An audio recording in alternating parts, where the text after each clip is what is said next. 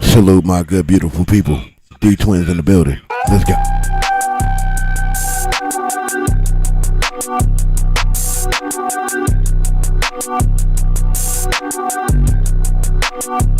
Ooh, she is thick as I don't know what.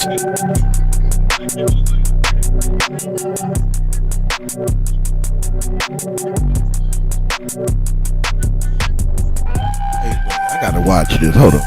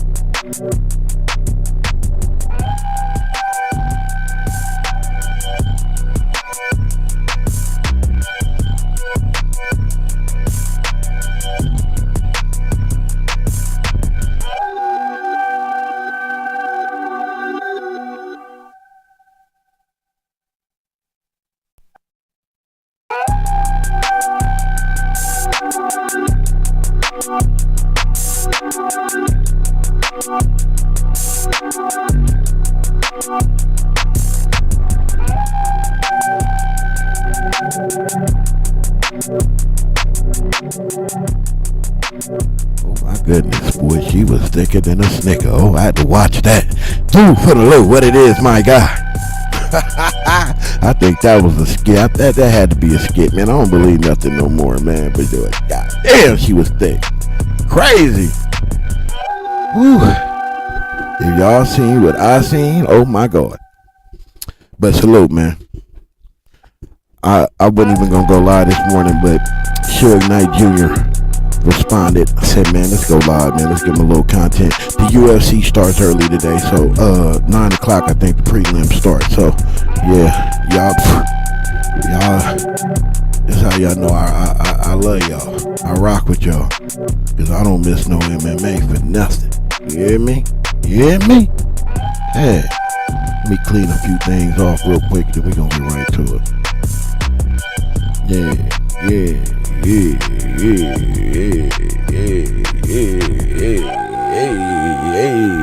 Oh, the video I was watching? She was thicker than a snicker, nigga. Let's run that CS2BACK. Hey. Yeah, she was thicker than a snicker. I ain't gonna lie, nigga. Man, look. Let me stop. There's only one girl that I like. I'm single though, but it's only one person I like, and I don't want her to take what I'm saying the wrong way. If she's listening, you never know. They be listening, you know what I'm saying? They be listening when you don't think they listening, you know what I'm saying? Peekaboo.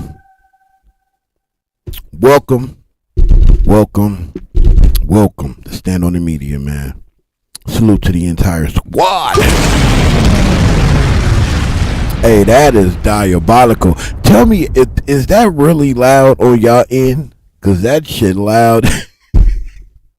I almost didn't put it on my soundboard because I love how loud it was, but I don't give a fuck, man. I like it. It's boom. I like it. We like to make a splash around here and Stand on the Media. We like to do things that other people are not doing, man. It's the way of the world, you know what I mean? It's the way it's supposed to be. Don't get me wrong. You see somebody in your space that's cooking, that inspires you. You take that and you find a way to implement it in what you're doing, but make it your way. I can't stand a copycat. What does 600 say? What do you say? A cut and paster? Is that what he be saying? Yeah, cut and paster. That bomb, like, hey, that was that bomb loud though? D Twins, let me hit you with it again. Like, is it super loud on y'all end? Oh my God, I love that. Hey, I need to make a group chat on Instagram like we did before, but that was I'ma call you back who made it. I need to make one because I'm ready to start going live and doing clubhouse and doing real topics. You know what I mean? The everyday run of the mill topics. I want to kind of, you know what I mean? Like, I'm still gonna cover, of course, CS2BACK doing police shit and everything else that's going on in the major media, but I want to get back to my roots, and that was how I even started doing this with Clubhouse. Talking about real topics. Man, I got so many fucking replays. Damn, I ain't even at the 5-minute mark. Sorry, YouTube. Don't demonetize me yet. I got so many replays on Clubhouse alone, bro. If I wanted to, I can just sit back and just record. Man, I got endless content. Endless content. If you go look on my Clubhouse stand, I think I changed the name to Stand on the Media now. But if you go look at my replays, I got over a year, maybe 2 years of content of rooms, running rooms like 2-3 times a day, different rooms, different titles. So I have an abundance of content that I could just be putting out and recycling. The reason why I've been reluctant to do that, because I hate even with the throwback Thursdays and doing throwback content, I be feeling like I'm you know what I mean, like I'm robbing the people because this is old content. You know what I'm saying? It's like it's old. It may be new to some people, but I know it's old content, and I be feeling like I'm kind of like jipping people when I do that. I'm not gonna lie, I be waffling with that shit. I be wanting to do it. Like I got a couple of videos I recorded this week of throwback content that I just didn't put out. I recorded it, I did the whole shit, edited it, did all the magic. The only thing left was to upload it, make a thumbnail, and I just couldn't do it. I just couldn't fucking pull the trigger, man. Because I be feeling like I'm jipping people playing old content. I just don't know what I need to get. I need somebody else to take the wheel and do that for me. You know what I mean? Because it's hard to get me to do it. I need somebody else to step in there and say, I'll do it. You don't worry about it. Because I feel like there is a market for it. Because I got so much of it. But for me to put it out, I just feel like I'm jipping the people. But I want to get back. That's why I want to get back to doing the clubhouse content, do the clubhouse rooms and streaming it, and get back to doing what I did before. Like, that shit was cool. I'm almost okay with not putting that shit out because that's when I first started. I was green. I didn't know what was going on. It was the most raws of the raw content. That's a part of the reason why I do want to put it out, but the other part of it is it's old and I was new and experienced, didn't know the ins and outs. Now I do, so I know I can make better premium content. So that's why I want to get back to it. And then if I do that, then maybe I'll mix in a little bit of the old and the new. You know what I'm saying? Maybe, I don't know. But I have loads of content back there, man. Different any topic you can fucking think of, we debated. We had a discussion. You know, like niggas on Clubhouse, man. The Clubhouse people that are exclusively Clubhouse, they can say whatever they want to say. But them numbers don't lie. These other numbers may lie, but them numbers don't lie.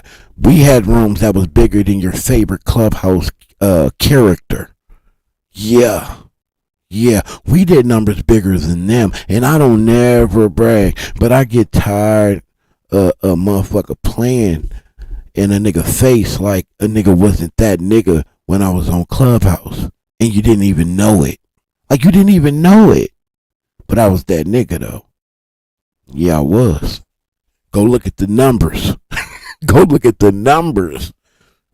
I had rooms bigger than CS2BACK had numbers. Yeah. And he was CS2BACK.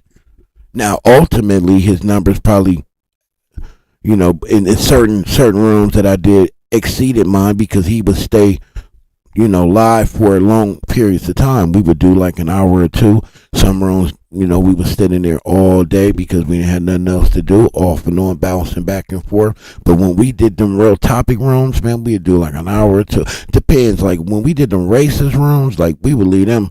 Man, it was times, man, I'd be on that motherfucker at 2, 3 in the morning, nodding off, hoping that this shit go in because it would never fucking end. Like people just kept coming in, the numbers kept going up. We would start at like 2 that evening, and I wouldn't end that motherfucker until right before you lose replays. And I think at that time it was like 12 hours of, you can run a room for 12 hours or something like that. After that, you lose replays. So I would do that, and it'd be like 3, 4 in the morning before I actually end the fucking room, because the room just kept climbing and climbing and climbing, man. It was crazy, and niggas didn't even know who the fuck I was. So yeah, and that's to you clubhouse characters that be having shit to say that don't think I don't be knowing. Oh, I know, but I don't give a fuck, because the numbers is what matters. Like you niggas, some of you niggas never opened up a space in your life. You had to stand and sit next to a guy. Yep, you did. You sat next to a guy, or you sat next to somebody else. And ain't nothing wrong with it, but just don't get to popping like you that guy. No, you're a supporting actor. You're in the supporting role. That's what you were. Well, I can respect Deuce Sims a whole lot, because Deuce Sims did the same thing. He ran his own shit. Did he collab? Yep. I mean, I collabed. I ran my own room, but I collabed too. Like with Cocktails with Mika, we ran some really good rooms on Clubhouse. I need to put that. I should put that content out. Me and her, we had some really good discussions in my room, in her room. But that's why I can respect him, because he had to get it out the mud on his own back. You know what I'm saying? And then you collab. If the collab don't work out, you still have your platform to fall on. You get me? You got your shit to fall on.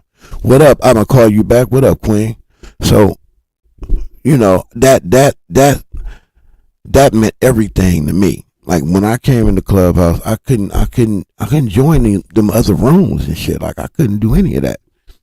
You know what I'm saying? It was too structured. It was too you had to follow another motherfucker protocol that you didn't even respect or look at like that. Like I couldn't do it. But anyway, I want to get back to that. So I need to open up another one of those back chats and get everybody that says they want to participate, and then start opening up those rooms, letting everybody know when we gonna run them rooms, what time. If you want to participate, cool. If not, just pull up and support. But I'm gonna need that support out the gate, because I've been out of the algorithm on Clubhouse for so long. They're gonna probably throw me at the bottom, which is fine. It makes that journey even more rewarding when a nigga is one of the best clubs on Clubhouse again. Yeah, dig. Because there's tiers to that shit. Like Wack and them was the top tier. Then you had the bottom tier. Then you had the middle tier. I was always in that middle tier. I never took it to that tier where Wack and them is at, because there's no money in it on Clubhouse. There's no money in it. You know, like, yeah, you can monetize off of it by having people come in the room and pay to come in your room, but everybody's not doing that, or sell merchandise or something like that. But there's no money in that. Clubhouse makes all the money off of you just being on there and doing what you do. They make all the money. You make pennies on the dollar. So I had to figure out a way to make money, which why I came to YouTube. So now we established 2 channels, by the way. Established. I'm about to go ahead and delete all that bullshit off of Straight No Chaser so I can get that channel back into the. I got to do what Scandalous Los Angeles had to do. I just been regretting doing it because that's so much content over there, bro. I got content not everybody got, but I don't have none of the shit labeled, so I don't know what is what. You know what I'm saying? Because I wasn't thinking that far. You know what I mean? That's why I always wish I had a female assistant at that time who would stay on top of that, because I wasn't. But nevertheless, I'm gonna delete all that shit and getting all that off my shit so I can free that page, and then we can really play ball. Really play ball. The subscribers is going up over there, and it's crazy because I don't even run content on that channel no more. So salute to all those new subscribers on Straight No Chaser. If you are on my live right now, thank you. That's something that I don't do because I be forgetting about it. But yeah, the subscribers are going up over there, and I appreciate y'all because I don't even run content, you know. But anyway, while we here, man, we here because Suge Jr. did another interview, and he's responding to Pork Butt. I deleted. I think I took that off my page. Let me see. Hold this fuck up. Yeah, I did. Damn, I need to add that back. Pork Butt. But that's what Suge calls you. Now that ain't what I call you. I just thought it was a catchy, clever, and suitable name for you. He's responding to him. He's responding to CS2BACK. Lamar is what they call you. That is your name. The feds gave you that name in paperwork, not the Lamar part. We added that, but I think actually Scandalous is he gets the credit for that, but we gonna take it. But CS2BACK, I didn't name you that. The feds did. They tried to do you a favor. They put a B instead of the dub because you were blood. You know, in the words of Mark Stevens, because you were blood. You know, it's funny, man, because I'll be listening to CS2BACK nowadays, popping it. And it just don't have the same sting that it used to. It just doesn't. Like, it doesn't. But, I know he think he getting lucky, man. Because for CS2BACK, I think it really boils down to, as long as I'm not behind bars around my enemies, I'm winning. It doesn't matter that I'm isolated from the world. It doesn't matter that every passing day, more and more people learn about who I am and don't trust me or want to do business with me or have anything to do with me, because I'm building different relationships outside of hip hop and music that will help me sustain.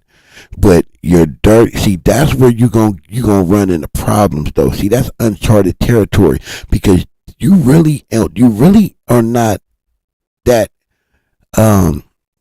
versed in that lifestyle and what those people, how they operate and how they're wired. And old habits die young. I think that's how the saying goes. But what I'm trying to say is, them old habits that you have is gonna be hard for you to shake. And you can't teach an old dog no new tricks. And you're gonna start doing that bullshit around that echelon of people. That's gonna backfire on you, and then you ain't gonna have nowhere else to go. But as for us right now, he can give it. Somebody was saying it in a video. What video was that? We just watched a video where somebody was like, who was that talking? I can't remember his name, but he was essentially saying, man, Wack don't give a F about no street shit. He don't give a F about that gang banging shit. He don't give a F about none of that. He a businessman. He's a businessman. If somebody know what I'm talking about, put his name in the chat. Salute to him because he nailed it. Wack don't care about none of that. He don't care about none of that. When he talking that on Pyro shit, that's a character. That's a straight character. He ain't been that since he got out of YA. Straight up. He just uses it. You know what I mean? He's very good at using it. And you can't just blame him because a lot of these other people stamped him. And I have to believe some of these people who stamped him knew exactly what he was. And I gotta always ask the question, and then we gonna go to the video. Mark Stevens, what took you so long? What took you so long, man? I don't even want to say nothing after that, man. What took you so long? That's amazing. But let's get to the video.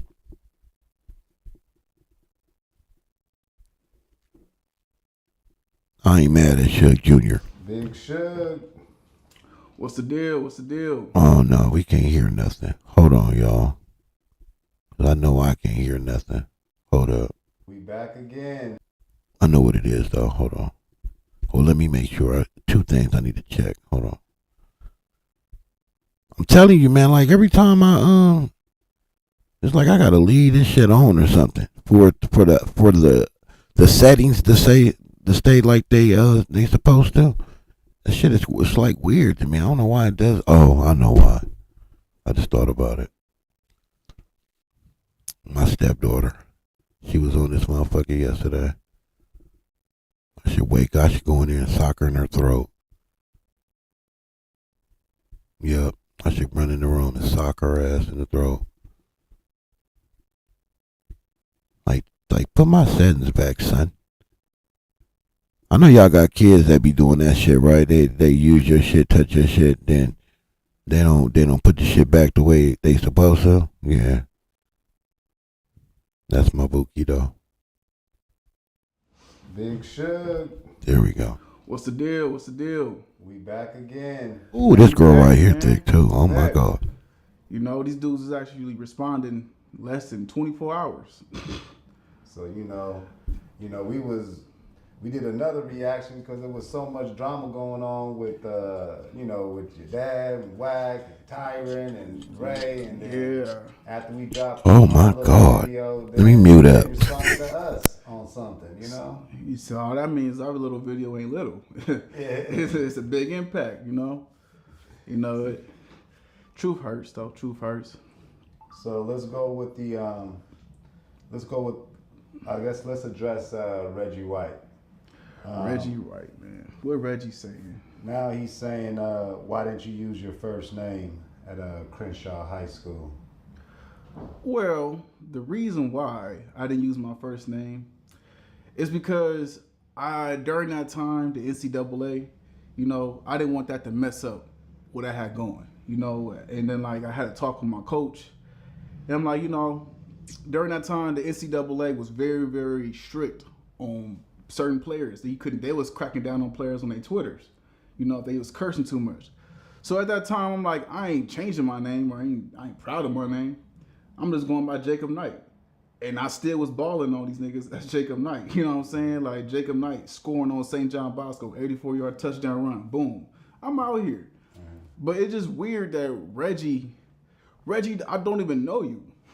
Hold up real quick. My bad. Because I'm just now reading the chat. Did you see Big U Son on Smoked Out? Nah, what happened with that? Big U Son was on Smoked Out doing what? He did an interview?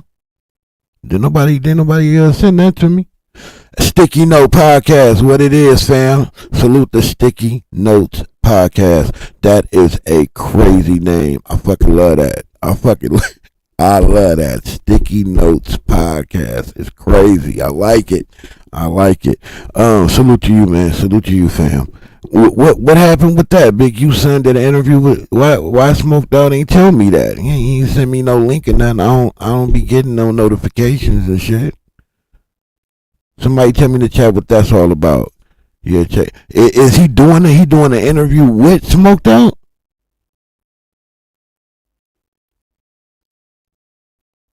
Or he just did an interview and Smoked Out played it? Because if so, we can run that shit after I run the 2 videos I got set up. But I'm going to play the video. You let me know. We like... Somebody send me that link on Instagram. You haven't seen me or nothing like that. So it's like, why you speaking on me? You know what I'm saying, bro? Don't you got a son? Speak on your son. Talk about your family. You know what I'm saying? But be proud about that.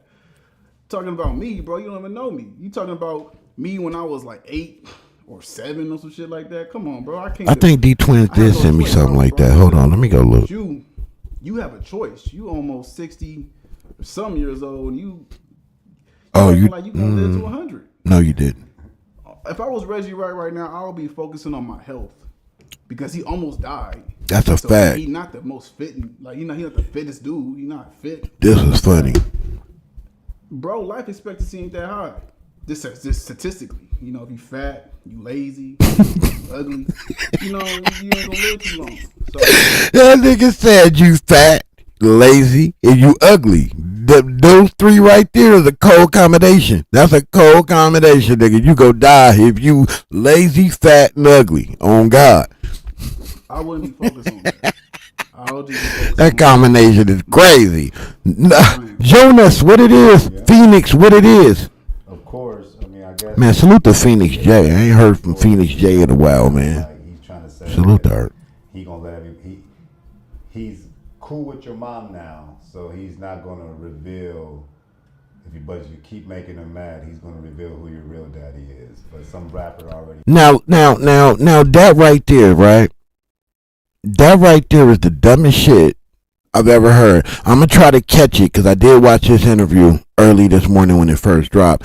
There's a part on this video where he looks to the side, and if you can't see Suge and that young man, then you just dumb and blind, straight up. He named him in his song. I'm gonna try to catch it. Dad, why does he feel like he doesn't know me? So he feels that will hurt my feelings or something like that. I'm still Suge Jacob Knight, even if Suge wasn't my father. I know he's my father, but like that's how you know these dudes don't know me. We've been apart for so long that they trying to figure out how can I get under his skin. I'm not lying on them. I'm telling the truth, and it's hitting the nerve for these dudes. So go ahead, tell them release it. Do that. Go ahead, bro. I ain't making you mad, nigga. You 60 years old, bro. You've been living on this world for so long. You should be focused on your health. Like you trying to get back at somebody that's like 30 years younger than you, bro. You lame. Well, I don't know. I mean, I've been reading the comments. Everybody's so bugged out how much you look like your father. Like that's a fact. You look like him, like you built like him. Look at that right there. Tell me that don't look like Suge.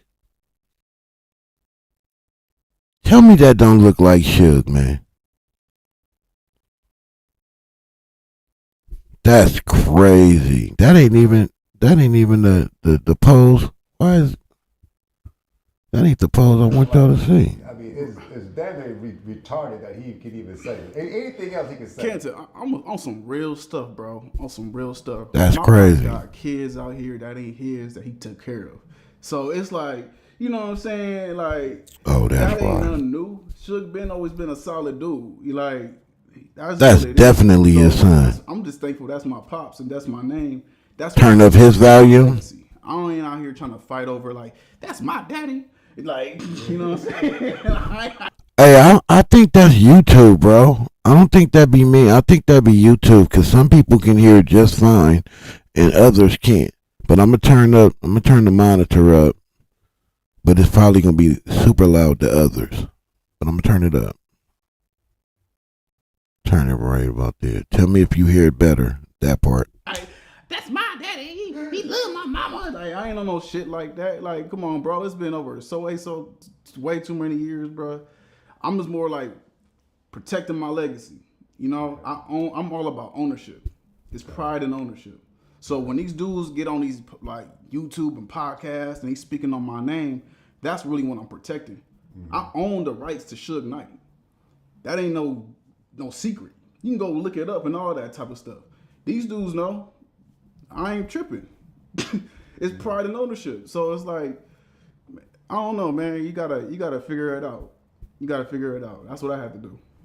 So, and now also in the same video where he took our video, he responded. He also said he insinuated. He didn't say the words, but basically he's trying to say that your dad has the same thing, that AIDS, basically. Okay.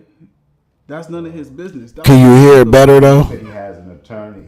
He has proof of an attorney saying he's basically your dad begging his attorney for whatever, and he's going to expose the audio if he continues to get mad.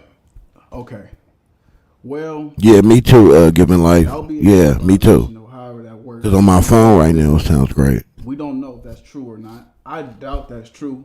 And if it is, it's still my father. I'm gonna still ride with my father. We're gonna pray to God. That's boom. Might take the Dr. Sebi route. Who knows, bro? You feel me? But all that tells me about Reggie is that Reggie is a victim. Reggie's been abused for so long, and this is like he never grew out of his bully. You know what I'm saying? He's hurt, and that's a prime example of somebody that's 60 years old that never like got over it. Here's my thing about that. Why do they keep kicking this Suge Knight has AIDS thing? Like, why do they keep kicking that? You know?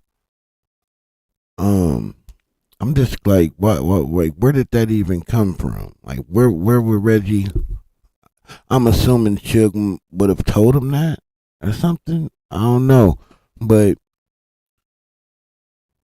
to be kicking that, it's super unnecessary, right? To me, it is. Nigga, at the end of the day, nigga, we all gonna die from something. What's the difference between having AIDS or cancer? If you really think about it, like what's the difference? Except for how you would get it, right? Outside of that, and Suge is he's a dapper young man who the world knows. So, I mean, it's easy for a nigga who could never be in a position like that and pull as many women as he could to say that, he's wrong for doing how he was living and having relations with all these women. But, you would never know because you don't have the money or the status or the reach that he has to say for sure you wouldn't do it. And even though that if he did get it, that may be the case. That don't mean that that's the only way it can happen. You can just meet a random female, boom, boom, bam, and you got it. But at the end of the day, who really cares? Like, to me, it's like to use it to demean or put him down or put his business out there or anything like that. Like, people really just don't care because I don't see nobody really in the blog saying like, oh, Suge might have AIDS.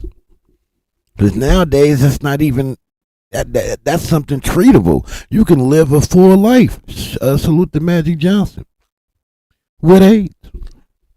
But when you really boil it down, what's the difference between that and just having cancer? It's an illness that that a person unfortunately has and has to deal with. Reggie, you dealing with a whole lot of ailments over there. But it is what it is, man. He's probably mad that I said that my pop smashed his wife. Indeed. Hey, if that's not true, my bad, Reggie. As a 30-year-old, or 29 now, as a 29-year-old man, I can admit when I'm wrong. I can take accountability. Is he 30 or 29? No. Hold on, can somebody tell me in the chat because he confused the hell out of me, man. What?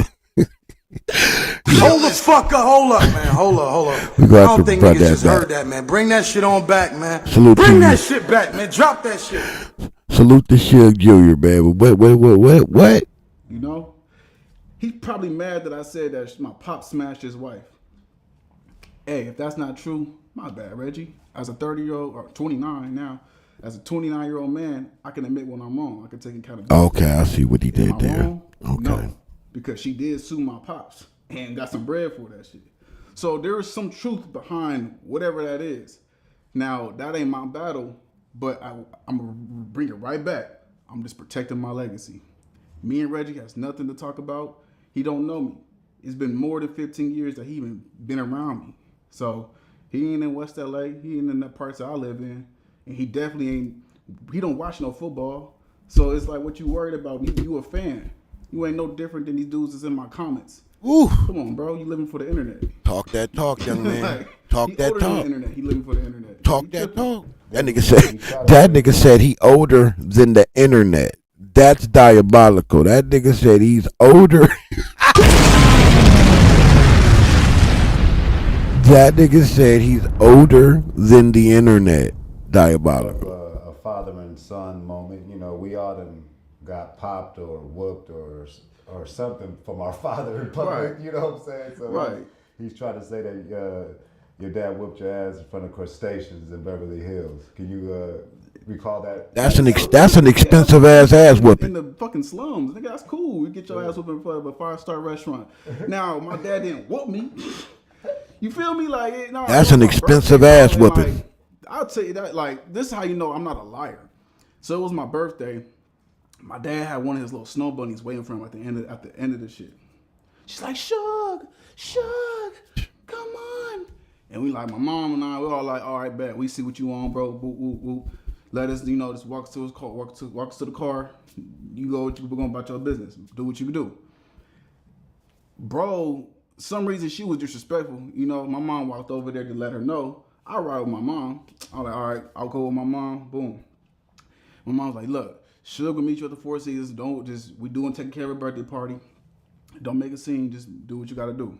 Be respectful. And she's like, I'm here to say, Suge, fuck you guys. As soon as that shit head off, I'm like, I flicked my takeout food at the bitch face. Boom. I'm like 8. I'm like, boom, hit her. My mom like this. Slapped her, boom. Next thing you know, you got Wack 100 with the braids. This is old, nigga. This is old. Wack would pull me to the side like this. He trying to do, he just now being around the vicinity. So he's like trying to please Suge. All these niggas are trying to please my pops. Yo. That was it. They didn't put me in the car. Wack 100 with the Pocoima braids. It would happen in a blur. It was like real quick. Now that's all these dudes pretty much have is stories of like that. I'm a grown ass man that owns the rights to things. Business flourishing, take care of my kids, beautiful wife, kids.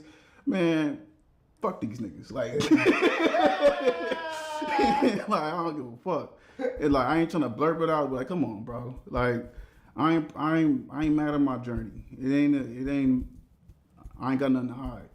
I ain't insecure. Okay. So that's something that these dudes. That part. All right. So that's the. We can move on from Reggie. Reggie he irrelevant. Irrelevant. Discretion TV. Shout out Discretion TV. Salute to the guys. They're the #1 Tupac fan site. Word. Salute to my guy, Discretion TV. Salute to my guy. Let me turn this down because this shit too loud.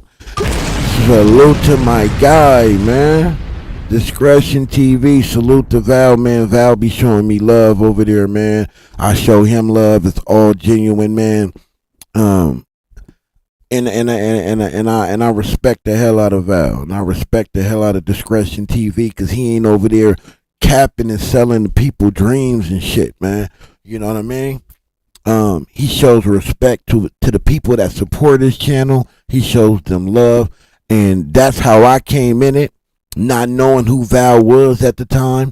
So for it to come full circle, you know what I mean, and meet somebody that reminds me a lot of me, the way he carries himself and carries that channel, I have nothing but love and respect for Val, man. To the wheels fall off. #1 Tupac channel in the game. #1 Tupac YouTube channel. Discretion TV. Valentino.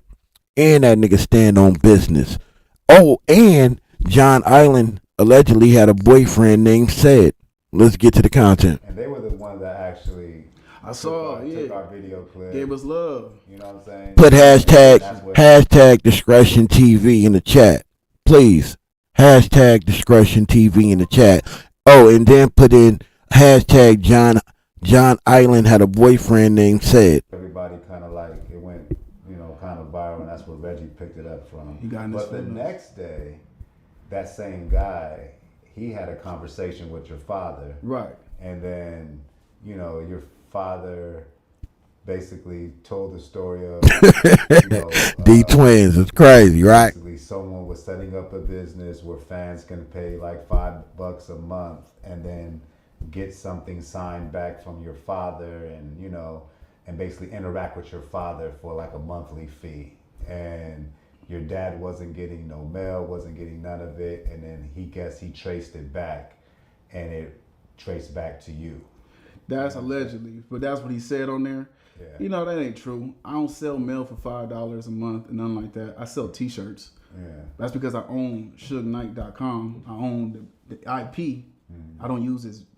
I speak with my father. We have a really strong relationship. Now, 21 guns salute. If anybody know who has a family member in prison, you gotta just support them. They get the message, written told to them in third person. It depends on, like, you gotta beware of the messenger. So he's already not in the best space, and you got somebody that's probably like hating on me, pretty much like, oh, Lil Suge selling your mail. Lil Suge this. Lil Suge did that, and it's like, that's just something I've been dealing with my whole life. People been jealous of me my whole life, and I'm a real grounded dude. But it's just like, that comes with it. I'ma always support my father. My father could come out and be like, fuck Lil Suge, fuck what he doing, I don't fuck with him. And I definitely would just be like, I still love my father. I'm a man of God. I follow my Bible and all that. That's just what it is. And realistically, every family goes through that. We just don't have it all public for everybody else. I don't know, man. I ain't never sold no mail though. I ain't never did nothing like that. If anything, what I did was have fan mail of like, hey, if you want to be connected with more to the Suge Knight and legacy, sign up with the VIP list. Go ahead and do that. I ain't never sold no mail and sold no shit like that. That doesn't make any sense. So I don't run bad business. I don't do bad business. That's why I have a good life. And shout out to Discretion TV. Put everybody's story out there. But just remember that, you got to remember that I'm in the nicest way I'm trying to say it to people without sounding like an asshole or coming off entitled, is that Suge Knight is my actual name. Yeah. It's my legacy that I'm protecting. And I'm all about ownership. I'm all about pride. And the reason why I bring this up is because for my T-shirt business, I had actually a mistake where one of my graphic designers and somebody from my store, they uploaded a shirt. And they uploaded a shirt with Tupac's face on it. It said God's Night, and it had Tupac's face on it. Just one day. And the very next day, I got a cease and desist from Universal Music Group. Oh boy. And that shocked me, because that lets me know that, wow, these people are really paying attention to me. Of course, my sales are doing good, but like, wow, for just less than 24 hours of the day, I got Reggie Wright, fat ass, responding to me from an interview. And I got Universal Music Group sending me a cease and desist the very next day. And don't forget, John Island had a boyfriend named Said. Don't forget that. I was wrong for that. No problem. It was just a warning, like, hey, Suge, we see that your site, credible site, perfect, but this property is with the estate of Tupac Shakur, ownership under Universal Music Group. So once I seen that, real quick for the record, I know his name is John Highland, and I be saying John Island. I do that on purpose. I do that intentionally, because people, man, you never know. People will flag you for bullying, even though they talk a whole lot of shit that be way more rated R than what you be saying, right? And they have flagged you for little shit like that. So I purposely will say somebody's name wrong intentionally, so you hit me with that. I'm going to get a reverse, because I never said your actual name. So I could be talking about anybody, right? You're right. But for the record, John Island had a boyfriend named Said, allegedly. If Universal can send me a warning, then I can send everybody else a warning who's using my name incorrectly. You can speak about me. You can speak about my pops, whatever. But just know it comes with a price. Oh, wait. Not everything's free. That's right. Again, it's pride and ownership. I'm not being an asshole. I'm just being a businessman. He's not being an asshole. And it's not just business, but he is a businessman. If he had nothing to do with business, as far as, making monetary gain off of his name, at the very least, it's about pride in who the fuck you are. See, I'm an Edwards, right? Vincent Edwards. Stand on the media, but my name is Vincent Edwards. Yep. It's all over my social media. Well, you got to go back further when I wasn't doing this, but it's there. But I can totally understand what he's saying when he say that. I take pride in my name. I don't even use my name for business purposes, but I take pride in my name. So salute to you, Suge Jr. I hear exactly what you're saying. You're 100% correct, but you need to add that on top of that too, bro, because it's the pride in you. I can hear it in you. You're very proud for who you are, what your name is, what it represents, the journey that your family been through before you were even born, and you take pride in that. You wear that on your sleeve. You wear that on your chest. Ooh, he about to knock him out. I'm watching the fights.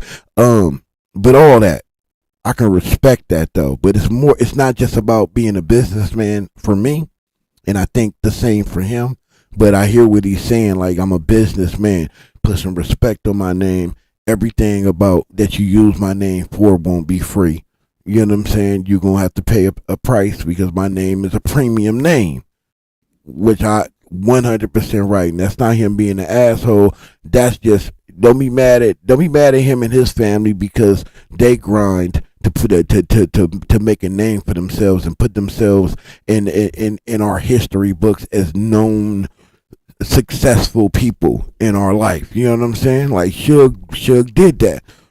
He grinded so hard that he built something that nobody seen coming, and then they they took it from him. Trying to assassinate him. Took two of the greatest rappers to ever do it off of the work Suge Knight put in and built for Death Row. He built that.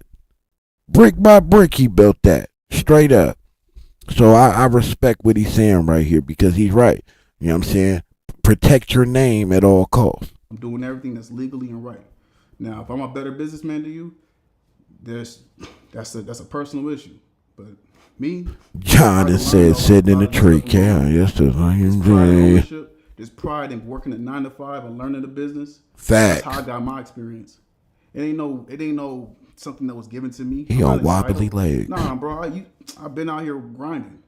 10 years into the game. My dad been in jail since 2014. Come on, bro. I've been popping with that. So you own the name Suge Knight? Yeah. That's what he said. That's why I ain't a junior. That's why I'm not tripping off somebody talking about that ain't your daddy or that whatever. I know that's my pops, and I know what's my name. And at the end of the day, me and my pops gonna have that meeting like, yo, you gonna realize I did the most dopest thing for our family. I protected our name.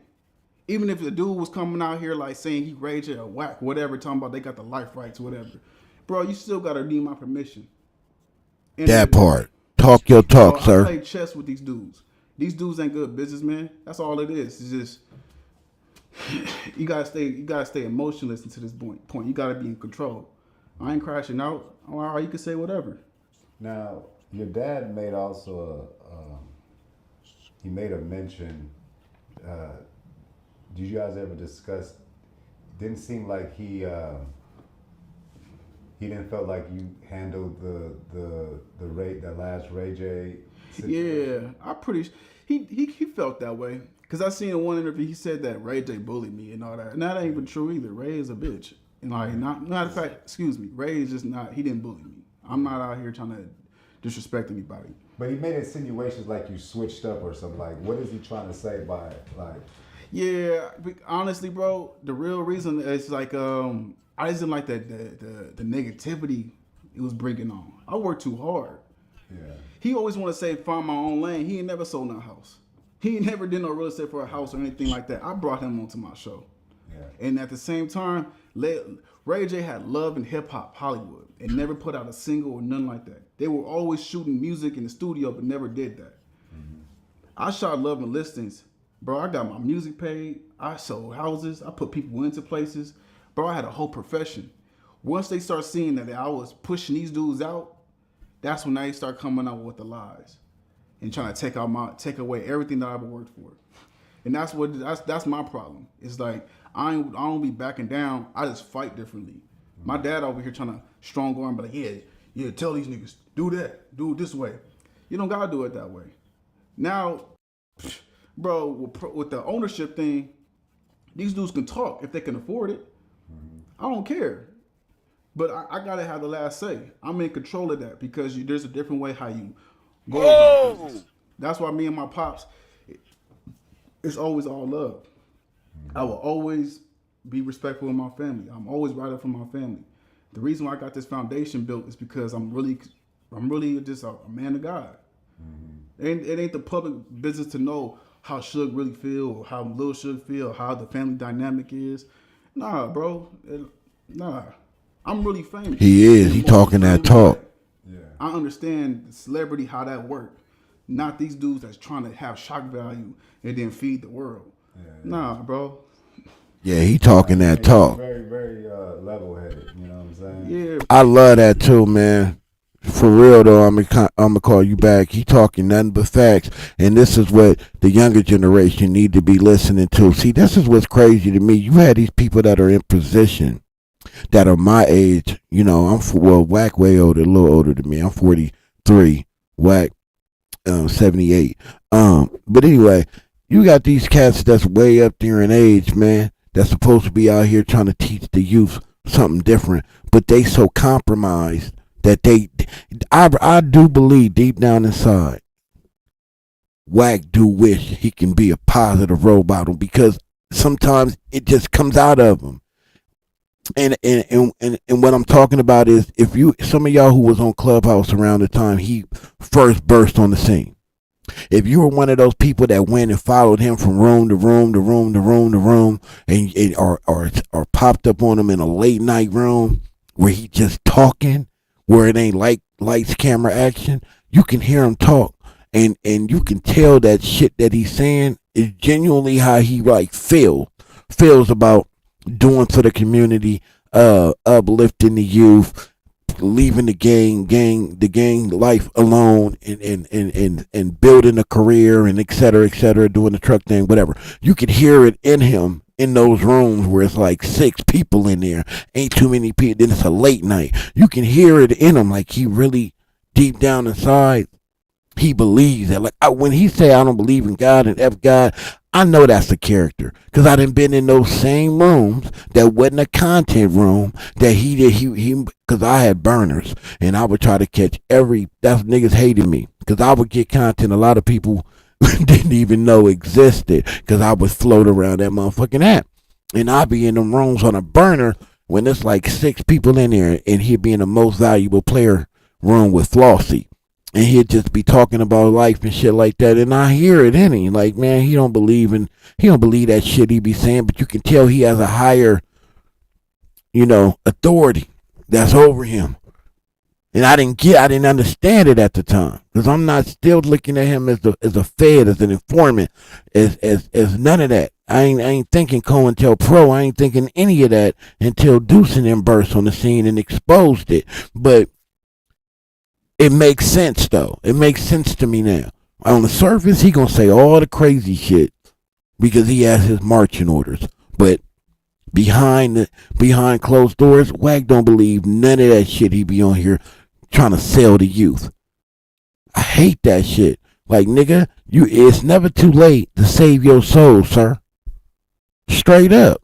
Save your soul so you can help save these babies. Because you got reach and influence, my nigga. But I know you'll never do it. So salute to Suge Jr. for sitting here spitting that wisdom and knowledge that a lot of young people at his age can't even comprehend what he's saying. People my age some of them can't comprehend what he's saying right now. Bro, he gotta Cause that's why I was trying to ask. Like, I'm trying to understand, like, what was your dad see? Because what I see is just like you just a mature guy. Sometimes, you know, you act on emotion, you might get fired up, but then you're more of a mature. Like, hold on, let me think about what's the best way to really go about this. Exactly, man. That's who I am. That's because you can't take away from the experience. I had to really work. Real quick, I almost forgot, and don't forget that John Hyland has a boyfriend named Sid, allegedly. I wasn't. People think that I was born with a silver spoon. Yeah, I had a great life, but that silver spoon was taken away from me, bro. And like from his employees, from his decisions, I had to build everything back up. My pop's really been in jail for more than 10 years. This past 10 years, who's kept his name alive is Suge Jacob Knight.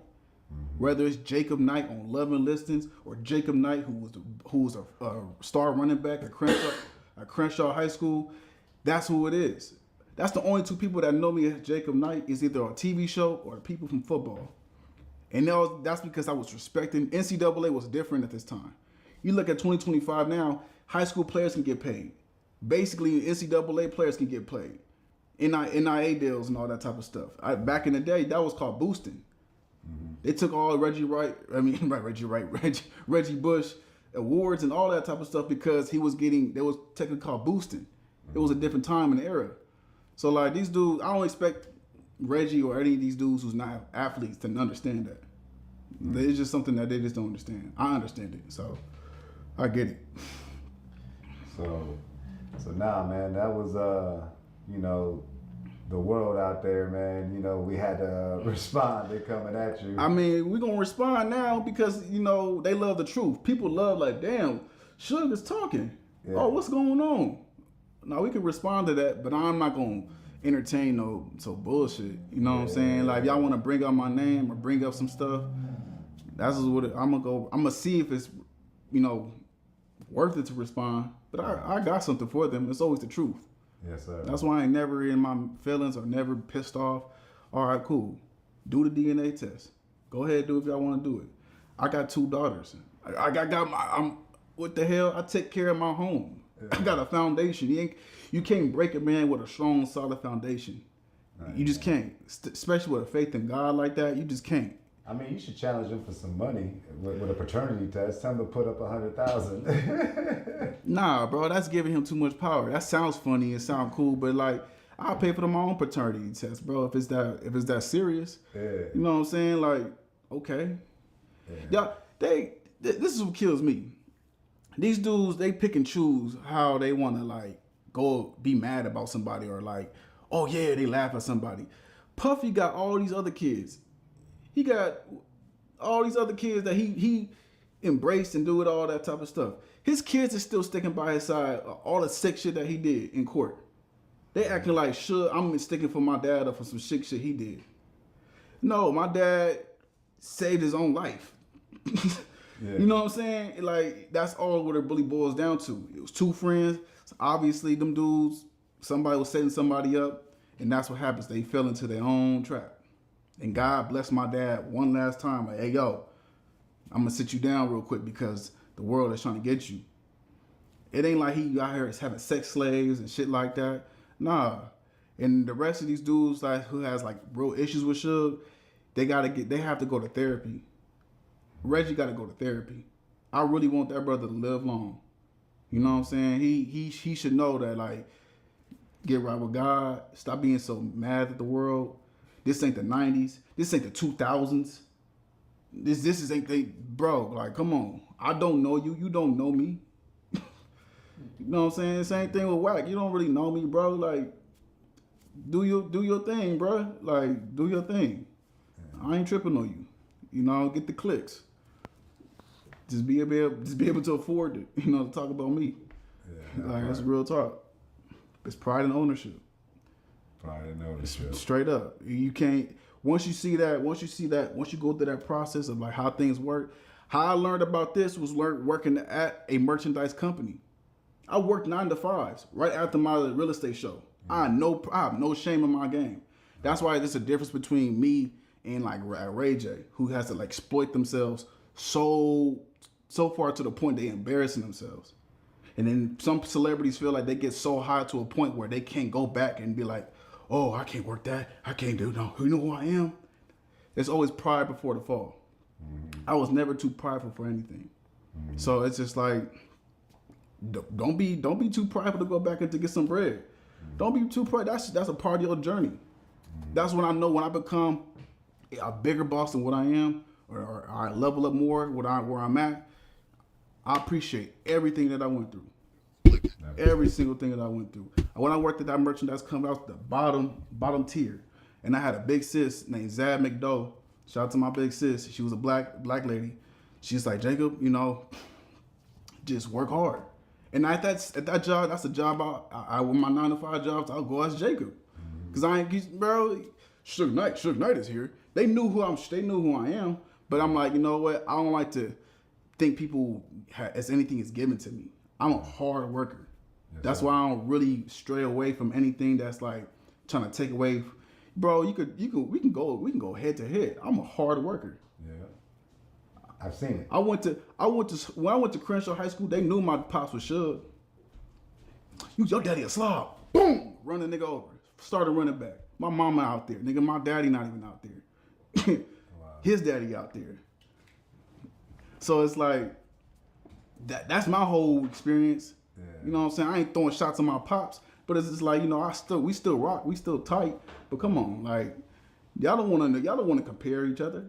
Now he was there in a couple games, wasn't he? No, he only came to the state championship game. No, the city championship game. We played Narbonne. Wow. That's what we won. Yep. And he showed up on that one. Yep.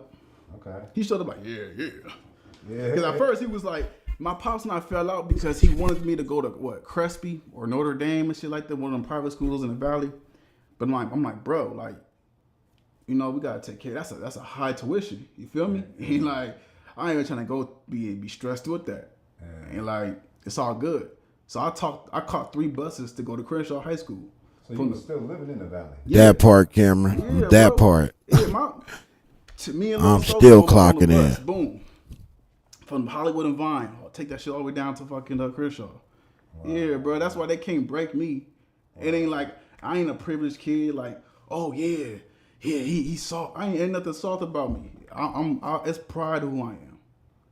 it's they don't want to open that book because then they're gonna realize that damn, he a real nigga.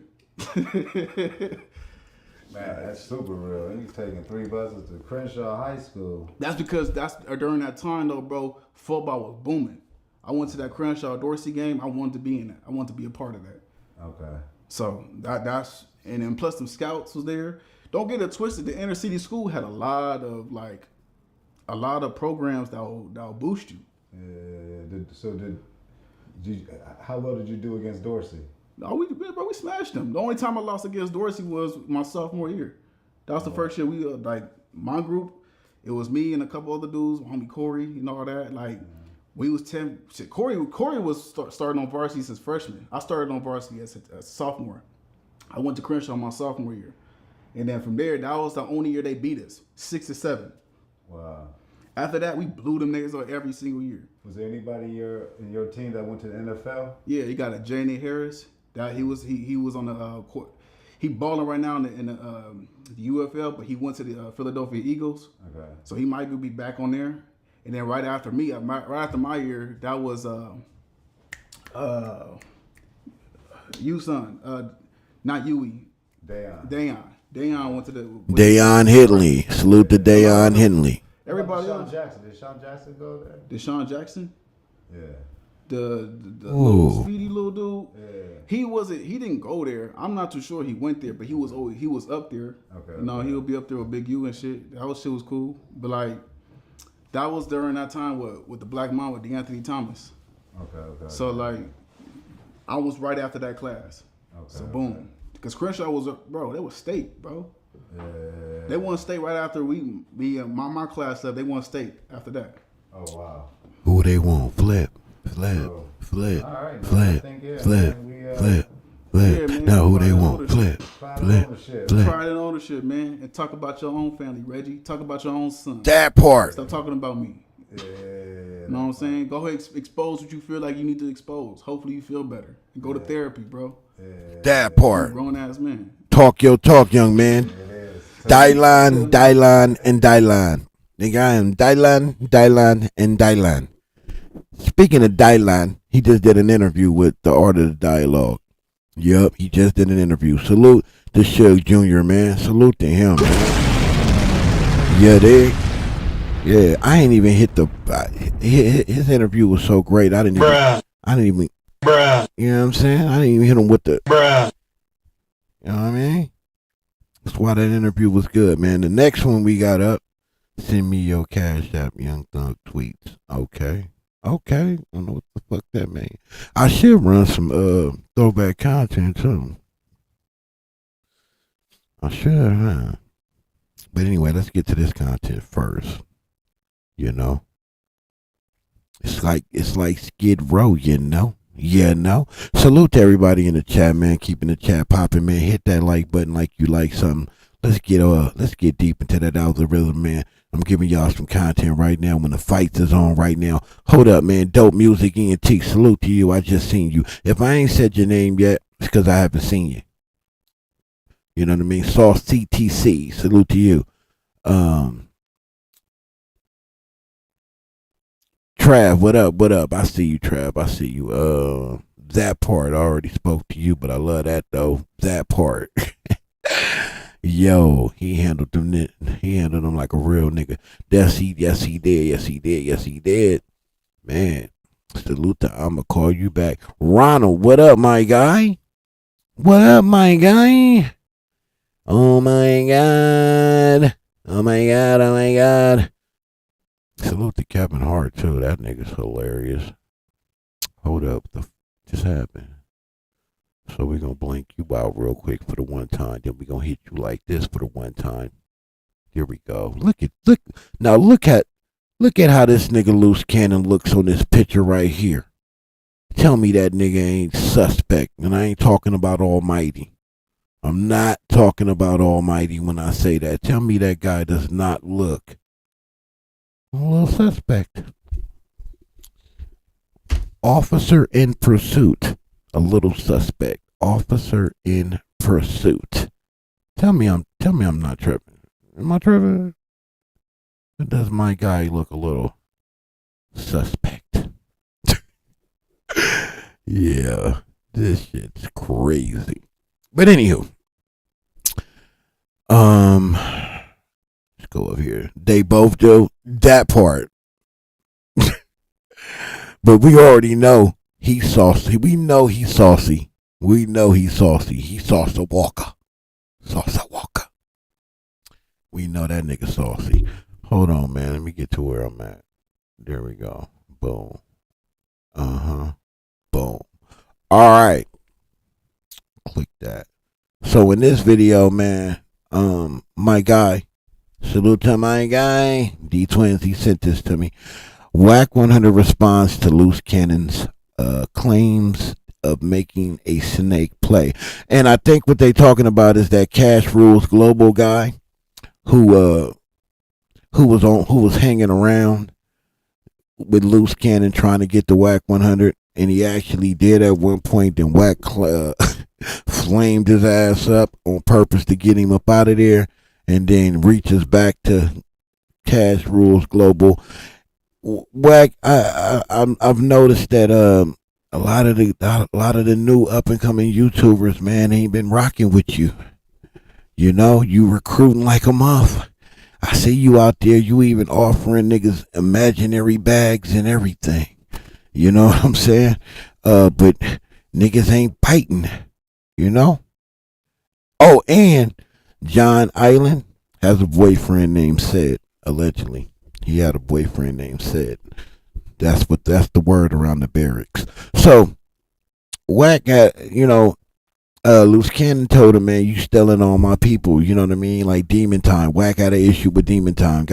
Made Loose Cannon go off on Demon Time to get rid of Demon Time, just to go and get Demon Time back. Cash Rules Global, same thing. The Smokey Show. You know what I'm saying? Same thing. Wack has a pattern of smashing people that you are affiliated with just to go back and cherry pick them back and use them. And just like Lil Prop, this ain't no shot at you, Smokey Show. Not you. But these niggas prostitute theyself right on back. Like, oh, okay, Wack, if you want me, I'll post whatever you need me to.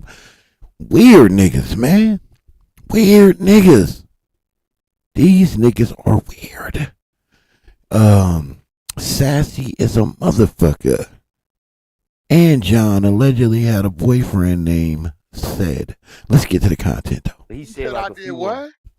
Hold on, I gotta remember what's all on my soundboard real quick. Hold on, yeah, Wack. Oh no, man, they demonetized me for playing that. Man, I was pissed. I had to take that on my damn video. And the other intro beat I played, and it said it was a free beat you can use on YouTube. These niggas be lying. Oh my God, bro. Salute to YouTube, by the way, of allowing you to take music off the video so niggas don't get you that way no more. Oh my God, bro. Oh, hell no, man. What the fuck, man? Okay. Stop doing that. Oh, I know that. But they didn't demonetize me for that. That's crazy. Okay, one more. Let me see. Hold the fuck up. I don't know what that is. Shut your fucking mouth. Shut came out. Then this one. Do you suffer from a lot? Got it. All right, because I just added them, and I'm trying to make sure I remember what placement so I can get the cooking. Let's go. You took some of his people and shit. I took what people? His people that was under. And he back over there on Death of the Cloud Chasers or Cloud. What's the name of that shit now? Too much clout, not enough clout. What's the name of Big Chuck channel now? Because they had to change the name because Wack snatched it from them. Crazy, but he back over there with. Man, these niggas weird. I don't know no people that was under him. All I do is for that's rules. From my understanding, ain't ever been up under nobody. See, that's cap. That is on. Actually, I believe. Nigga, that's cap. That is cavity, cap. Cap is your teeth was before you pay to get new ones in. Before you pay to get them chiclets. Cap. That nigga started with loose cannon, bro. What are you talking about? Then you ran a play on him to get him up cash rules. You know we know, right? You know we know it, right? You know we seen it, right? When he ran a play on you and tried to blame it on R&B because you brought Rich Trapper up. That was a play ran. They packed your ass and Rich Trapper caught it and exposed it. Yeah, they ran a play on you. Remember that cash rules and they ran that play on you. Let's talk about it. Let's really. I'm sick of giving these niggas passes. We calling these niggas out, man. All 2025. The rest of 2025, niggas be doing fugazi shit. We calling them out. You don't remember that cash rules when they ran that play on you? You don't remember when R&B brought Rich Trapper up to spaz out, and Wack took that and used that as an opportunity to pack your ass up, embarrass you, and kick you off the line? You don't remember that? I remember that. Maybe y'all remember that. Put it in the chat if y'all remember that. But you was with Loose Cannon, and Loose Cannon was mad about that, low key, because you was his YouTuber. Remember? And then Loose didn't do nothing to protect you. He didn't save you. He didn't do nothing. I know you didn't think he was, right? Because you see how he did my guy Demon Time Exotics. He didn't defend Demon Time or nothing. He went with the play and everything. And Demon Time was actually a good YouTuber. Salute to Demon Time Exotics, by the way. He actually has talent. No shade. He just has talent. And that's how they did him. And you thought you was different. And now you back over here doing content. Man, put sheeps in the chat. Well, if you keep it real, I think Demon Time. He was if Cash Rules. Bingo. Anybody was Demon Time. Click like. In this clip, Wack goes off on Loose Cannon and drops information that exposes him if it's true. Out the gate capping, D-Twin. Keeping it 100. Yeah, he was fucking with Demon Time. Yeah, like, I don't know what he talking about. Cash Rules hit me the other day. I'm sorry, I'm not trying to do stop and go, but god damn it, why is Chuck acting like he ain't been played by the same nigga he defended? Why are we pretending? Like what is that about? It's not getting you no more clout. I can see if it's getting you more clout, more opportunities. I seen R&B drop the video on Instagram yesterday where they were at some type of gala, and there was Flacco that was there. Who else was there? It was Flacco, 600 the Crip Cop, CS2BACK, R&B, the put together Build-A-Bear female. It was the whole squad. But you know what I didn't see? I didn't see Cash Rules Global. I didn't see Big Chuck. I didn't see Demon Time, which if anybody deserved that been there was Demon Time. You know what I'm saying? I know y'all like, why you cape for Demon Time? Because I really do believe Demon Time has talent. I've always told him that. Even when me and him had our back and forth with Straight No Chaser, I hit him on Instagram and I told him, you know what I'm saying? You really talented, my guy. And I meant it. Like, I don't say shit I don't mean no more. I'm over that no more. Yeah, I don't do that no more. I say what I mean what the fuck I say. You don't like it, then get the fuck from around me. It's just that simple. Nigga, I'm grown. If you are privileged to meet 43 years old, you will understand and appreciate that feeling too. Where you don't give a fuck. You're not trying to be malicious when you say what you say. But you know, when you're younger, you so used to biting your tongue and tippy-toeing around people so you don't hurt they fucking feelings. When you trying to be genuine with a motherfucker, but you say the wrong thing at the wrong time, now they feelings is hurt, and now your day fucked up, cause they day fucked up, and you know what I'm saying? Like when you get 43, you get 40 and up, man, you don't give a fuck about none of that no more. Nigga, shit, please, get the fuck up out of here. I'm a flash first and apologize later. Fuck it. Straight up. Nigga, ain't got no time to be tippy-toeing around niggas. I might die later. You know what I'm saying? Yeah. Nigga, at that age, nigga, you breathe too hard, nigga, you be out of here. Nigga, I ain't got time to waste. Nigga, time is valuable around this motherfucker. Fuck it, we go get comedy. It's Saturday. Wake up. Let's go. Let's stop playing. You know what I'm saying? Nigga, I'm at that age, nigga. You make the wrong left turn, nigga, your whole hip blowed out. Now you on the ground, nigga, praying that the ambulance get there quick enough. Nigga, I ain't got time to be tippy-toeing around grown-ass people, man. What the fuck? The fuck I look like? Shit. Nigga, cough, blow his back out. Now but you want me to tippy-toe around you. The fuck? Nigga, get too mad, pass out because your blood pressure too high and die. But you want me to tippy-toe around you. You know what I'm saying? Shit, nigga, if I lose a lung, you gonna give me one? Cause I didn't yell so loud at your motherfucking ass, apologizing and shit. Now my lung blowed out. You gonna give me a lung, my nigga? No, shut the fuck up and deal with it. But anyway, let's get to this shit, babe. Today, and asked me could I come on his stream yard. So I don't know how that's taken. Yo, weird. They like dope music. What up? You telling me because it asked me to come on this real quick. I know this is the last time. I promise. Dope music. I feel you though. Look. Dope music. What I'm saying is, look. I'm a respectful person by nature, bro. I'm a respectful person by nature. I am who I am. You know, I can be an asshole.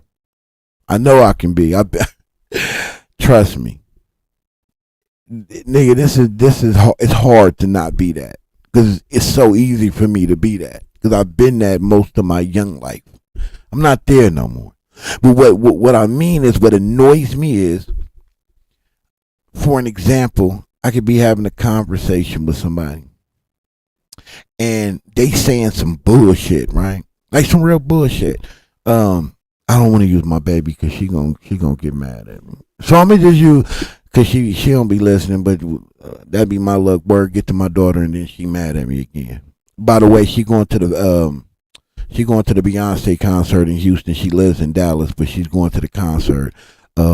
Grandpa bought her and my 3 sisters tickets, $2,000 a fucking piece.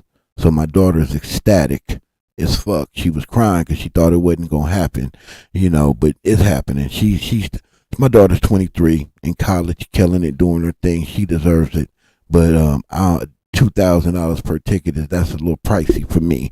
But anyway, nevertheless, she's going. But for an example, I could be having a conversation with somebody of her age, and they'd be saying something like, "Oh, I want to buy a camera." You know what I'm saying? True story. I want to buy a camera, and for this event, and the camera, and you got a budget. You budget money. You in college. You got to budget your money out. And you want to buy a camera that's like $500-$600, and that's gonna put you in a hole when you have a camera on your fucking phone, or you got me who got plenty of cameras, or you know what I'm saying, or you can get you a nice little cheap camera that's not like that exact camera that you really want, that Canon, whatever the fuck it was.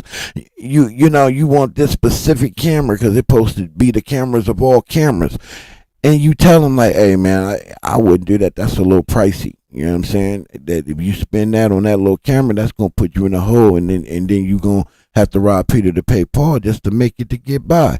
Being honest with a motherfucker like that. If you say some shit that they don't want to hear, they snap on you, or they getting their feelings. You know what I'm saying? You hurt their feelings because you tell them the truth. That's what I'm talking about. You know what I'm saying? Like you. When you younger, you tippy-toe around shit like that because you don't want to hurt nobody. You can be given constructive criticism, the right criticism, but they don't want to hear it, so their feelings is hurt. So instead of telling them, you walk around that, or you just don't say nothing. I'm at that age now, man. I don't give a fuck about none of that. You know what I'm saying? I don't care no more. You know what I'm saying? I'm gonna just be honest with you. If you don't like it, you don't like it. Okay, boo, I see you. You don't like it, you don't like it. I wasn't saying it to be malicious. I was saying it because you need to hear it. Yeah, the camera D twins that my daughter's trying to get. You said the 850. That's crazy. She's looking at I gotta call her. I'm gonna tell her going to get it, man. I'm gonna go ahead and buy it because I spoil her. All that shit I'm talking, but I forgot to text her last night and tell her go ahead and order it. I'm gonna pay for it. Just go in and order it. But anyway, all that shit I'm talking, but I'm still gonna have her buy the camera. Only reason why I'm gonna do that is because she does deserve it. My baby's a hardworking young lady, and she on her shit. My daughter is on her shit, and I'm blessed to have her as a daughter, man. Cause she didn't take us to the ringer, you know what I mean, like she could have, shit I don't know about, don't need to know about. Cause my dad don't know about all the shit that I did. I'm a dad like that, a parent like that. I don't forget how it was when I was young, and I'm not gonna put a pressure on you that I didn't have on me. You know what I mean? Like I don't parent like that. There's no manual to this shit. Everybody has their own way, and I think you have to parent according to your child, to the way their mindset is and their upbringing. You have to parent that way. I can't take a page out of "I'ma call you back" book and parent that way and think it's going to be effective just because it's effective for her. I don't think it works like that. I think you have to know your clientele. Pretty much, you parent according to your clientele. But anyway, she's been a blessing. I'm not gonna lie. No issues, man. She take her college, her college serious, her tuition serious. Being in debt right out the back, she takes that serious. She doesn't want to accumulate no extra debt that she already then accumulated just by being in college. Like, she's a rock star with that. She be talking to me about shit. She's telling me to get my shit together, get my credit together, and so she deserves it, man. And I would love to take the credit for that, but that's all her. Her mama, she can't take the credit either. It's all her. She learned stuff from us, picked up stuff from us, but at the end of the day, this is her now. This is her mindset. This is her decision making. This is through her view of the life through her own lenses, not mine or her mother's or her grandparents. This is her. So I tell her, when you hit, even before 18, but when you hit 18 on, man, the decisions that you make are all you. You take the credit or carry the blame. You know what I mean? And she understands that. So anyway, the camera that she wants to get is the camera, compact digital camera IXY 650, but the black one, not the silver one. I think that's the one, right? Yeah, I-65, IXY 650 power shot ELPH 360, whatever the fuck any of that means. That's the camera she wants. So I'm about to text her while I play this video and tell her to go ahead and order it so she can have it. But I was talking to her and I was, we just talking. Please don't get mad at me, boo, if you hear this. I'm just telling them a story. You rock. But I was just talking to her yesterday about it because she was, pumped up about they're still going to the concert, and I'm looking at different cameras, and I'm like, yeah, that one right there, boo. I like that one, but damn, $400 and some dollars. Some places had it for $6. It's a discontinued camera or something, and I'm like, well, damn, they discontinued it, so that means it might not be no good. Why would you want to get it? And she was like, they did that because there's a newer one coming out, and blah blah blah. And I'm like, okay, that makes sense. But I'm looking at other cameras that seem just as good, and the attitude I got when I suggested some other shit, a Fuji, I think it was, man.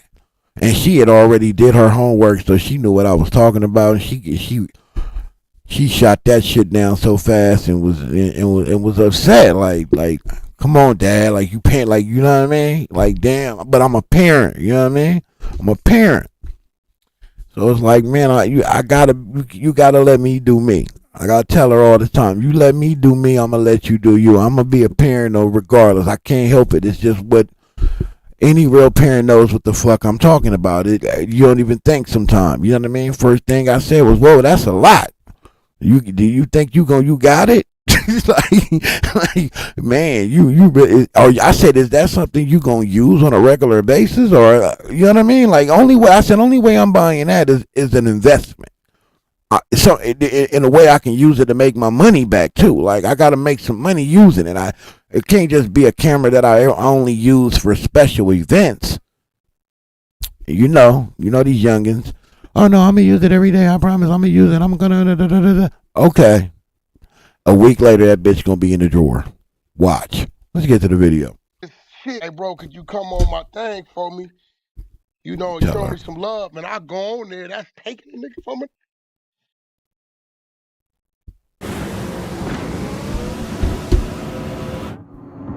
Bruh. I'm confused, bro.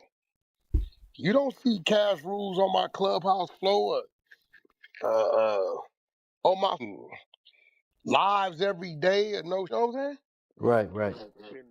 So I guess because I was on cash rules, actually, shit, the CJ was on there too. What's up with the CJ? I don't know. He just CJ. I met a couple months ago. See, you got to remember when Loose Cannon was trying to do that, he didn't think I knew he was doing.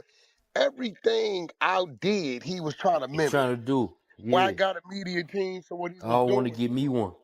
Listen, even the little hoodlum, where he come from, the honey goo. Yeah, you sent me the screenshot of his messages to you. But these is dudes with whatever. Salute to my guy IBM Hoodlum. Salute to IBM Hoodlum. I don't care where he came from. It's where he's at. That man take care of his family. They just moved to a ranch, I think it is, from his other former spot that he was living at, I think in Texas too. He's a father. He takes care of his kids. He doesn't ask nobody for nothing. It appears from the time that I communicated with him and dealt with him, he seems very family orientated. He's on his grown man ish. He does the content thing like everybody else. He does this motherfucking thing. He's way stable, way more stable than you, CS2BACK. Last I heard, you was living with R&B. It ain't nothing wrong with that either, brother. But you speak on people as if they're not as qualified as you. You know what I mean, or not as accomplished as you. And I just wanted to make sure I threw that out there, man. IBM Hoodlum does this thing, man. Very family oriented, takes care of his kids. Everything that your other exposer does not. He didn't realize is they was on with him to try to get close to me, which I never allowed to happen. I do what I do for any mother. Hey, Wack, what up, bro? Could you come on my stream yard? Shit, all right, no problem. No time. All right, I come on in. But for him to say I'm taking his people, Now, what he's trying to do is create conversation because I didn't turn the TV off and I don't give him nothing to talk about. If a grown man hit me and say, Wack, can you come on my StreamYard for 20, 30 minutes? And I do that for him. How is that taking your people? How you claiming was never with That's crazy. you? I ain't. I only know to visibly be with you was the little hoodlum dude. Oh, Hoodlum was with him. Yeah, I mean, no, I'm saying he got him from my goo, but you know, he was IBM, whatever. I ain't never seen Cash Rules, IBM Cash Rules. I never seen that. No, he wasn't. Yeah, so how take your people? What are you talking about? I mean, but then again, bro, like I said, y'all seen what them numbers started doing. You know, what I did take, I took academics. I turned that off. I turned no jump off. I did all that. Yeah. One thing about me, Chuck, I'm an Aries. I want to know I did it. I want you to know you crying. I want you to know I'm the reason why you crying. I ain't never stole nothing from a take it though. See, it's the difference. Stealing is you wait for it to turn his back and then you swipe it. They don't know who got it. Taking is you know I took it. Because I took it from you. So when I do something to you, I want you to know it's me doing it. My satisfaction comes from you knowing it's me and me watching you react. Hey, Wack. So a lot of people been putting it in their titles, and I don't know if it's true or whatever, but do you believe that be trying to include you in what he got going on when it comes to the feds? He can't include me for what he got going on when he comes to the feds, because from my knowledge, everything he got going on with the feds started back in 2022. Right. With the robbery. My first time laying eyes on the was January 2024, the last week. That's why I laugh. I had never seen loose cannon a day in my life. Oh wow. So all his fed Twisted by involvement Minx. What up, Queen? comes from a robbery in 2022. She don't even speak to me no more. You That's can't. crazy. Right. Twisted by. How Oh, you dude, she include did speak me to me. Okay, I'm in okay. something that I wasn't around for? So he said that he included you like in regards to what you had spoke about on a video. It was a Yeah, video Chuck still about some nut of the hugging 6A Ronald. members getting gunned down or Ronald, something. can you, Ronald? Unbelievable, amazing. Yeah, man. Ronald, Chuck still nut hugging. Doing the Watusi on the nigga Niznut's. What's up with this nigga, man? Where they make these niggas at, man? Where these niggas is from? What colony do they create niggas like this in bulk? So I know to never visit wherever that area is. I don't even want to be in the vicinity of niggas like that. I'm telling you, man. It's gay. It's gay. No shade to the gay community, but it's just gay. It's just too soft. It's too, I don't know. It's just too mushy. I don't know. It's too much. Wack 100 versus Krishan. Okay, no, we don't want to hear that. Because he too disrespectful. Let's finish this video out, man. Let's finish this video out. And I might play something else or I'm going to go. Because I'm missing these fights and they're getting good. But that's say academics is dumb. If you, I said, so remember getting gunned down where? It was some video or something like that. But he basically said that he gave that video to you and he wanted to see how you played your hand or some sort. No, that's I exposed him. Y'all seen me expose him. You watched your right hand call his attorney and the attorney exposed him. Right. Out of here. Like y'all, like, come on, bro. I ain't know you had your bitch hit me and lie and say, Big U trying to put a murder on him. He needs the video. I said, well, shit, that video around, that shit ain't no exclusive. I said, I'll call around, get it. To me, trying to put a murder on him. He told him he was going to put that murder of Money Mike on him. I said, that don't make sense. Dude wasn't even around. I said, but I found it, gave it to her. After 3 days, I asked her. You a rat. You a rat. Like, can you, like, I don't understand, like, man, how can a nigga say something like that and not get called out? I don't understand. How can this nigga say something like that and not really get called out by the people that got reached? You a rat. You a real filthy rat. So he calls you and tells you, man, I need some information, some video, some audio. I need something on this guy named Money Mike. And by the way, John Hyland had a boyfriend named Sid, allegedly. And you need this information so you can use it to get off of the case that you're on. And it's a body, of course, because they only gonna move for a body. Even CS2BACK tells you that. So you go look for this video. It probably took you 30 seconds because you already had it. And then you sent it to him.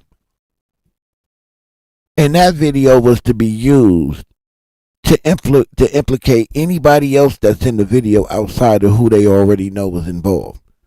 That's common sense. You can play it like you don't understand that, but we're not dumb. We all understand that. And how are you not being considered a rat for that? It blows my mind. It defies logic to me. You are a rat, the biggest rat you can find. You know what I mean? He is the biggest rat without being in a mousetrap you have ever seen in your life.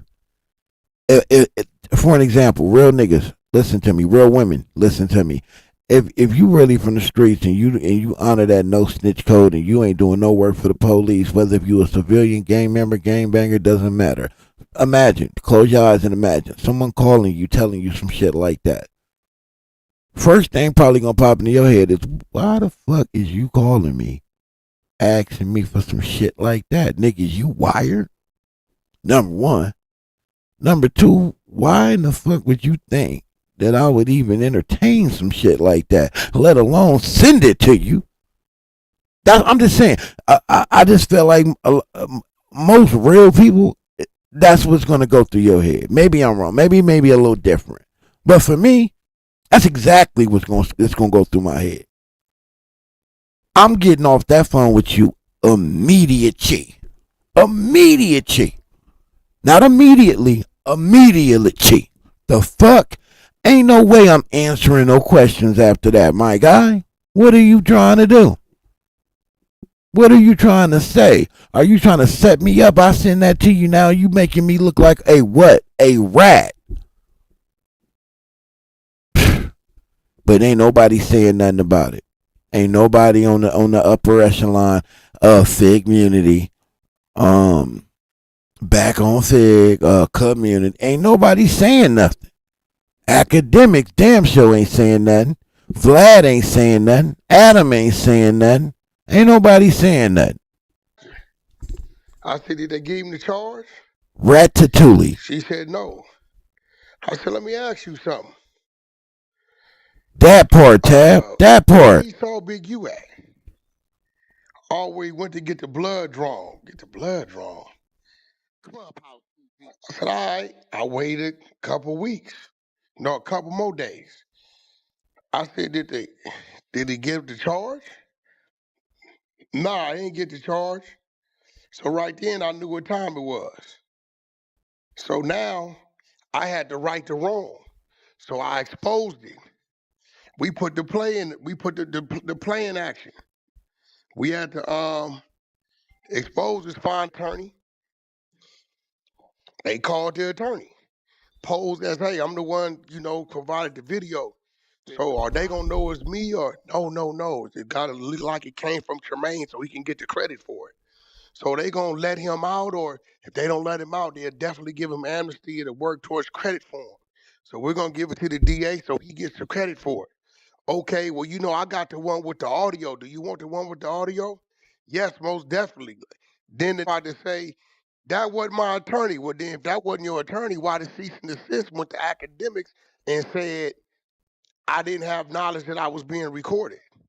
The jig is up. You mean you wanted to see I was gonna play my hand? Nah, you was trying to try to identify, use that to tell them people, let you out, so you can identify the shooter, so you can come up from under your. He couldn't do that unless someone sent him the information, though. And like my man said, why do you even have that? Why do you even have access to that or know how to get that? How would you go by getting something like that? Why would you even be tied to something like that? Why would you have that information readily available? See, all these are clear signs that this nigga's working.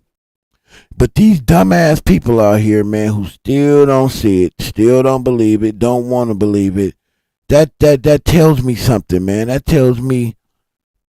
really tells me that these people are working or they support niggas who working. So I just think niggas need to draw a line in the sand. I think we need to draw a line in the sand. Hey, do anybody know where that video is? Because I cannot find it right now. That video where Wack 100 is talking about how he knows Dale, Monster, and the Big U indictment. Can anybody find that and send that link to me real quick? Because we need to talk about it. We need to talk about it. Yeah, we need to really talk about it. I need that video. Can anybody tell me where that video is or send it to me, please? Because we need to talk about it. Let's talk about it. Let's finish this out and let's talk about it. One of the shooters is dead. We know that. You was going to identify the people in the back car and the other shooter. But once we exposed it, you been compromised. Nigga, we can't let you out for that. They didn't blew your shit up. Got your attorney doing this. They didn't expose this. Click like. In this clip, Wack goes off on loose cannon and drops information that exposes him if it's true. I wonder what that project deadline was. Bruh. Projects with AI. Hold on, I just ran across something real quick. That's the end of that clip, man. Salute to let me see real quick. To On Point Stories. I like On Point Stories too. I really like their channel. I really do. Am I subscribed? Hold on. Did I subscribe? I know I have to be, right? There's no way I'm not subscribed to his channel. Yeah, I am. Okay. Cool. So yeah, I need that video, man. Cause somebody hold on. Maybe somebody already sent it to me. No. Yeah, I need that video, man. I need to find that video. But I just ran across something real quick, man. Just bear with me. Cause I don't know if this is something we went over about CS2BACK yet. Let's see. What I don't understand is people who be posting these shorts, but they don't post the link though.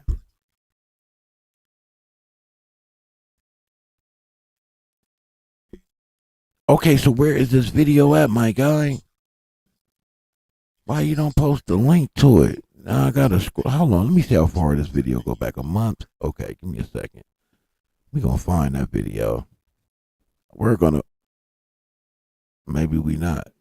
Did that nigga take it down? Oh, that's crazy. So why did he got that on as a short if he took the video down? Oh man, that's dumb. Okay, well never mind. We're not gonna.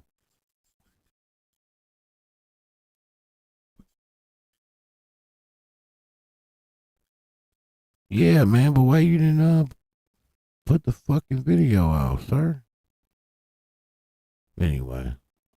But yeah, I need to find that video. Sound like she did okay with the OT and the PT. Cool.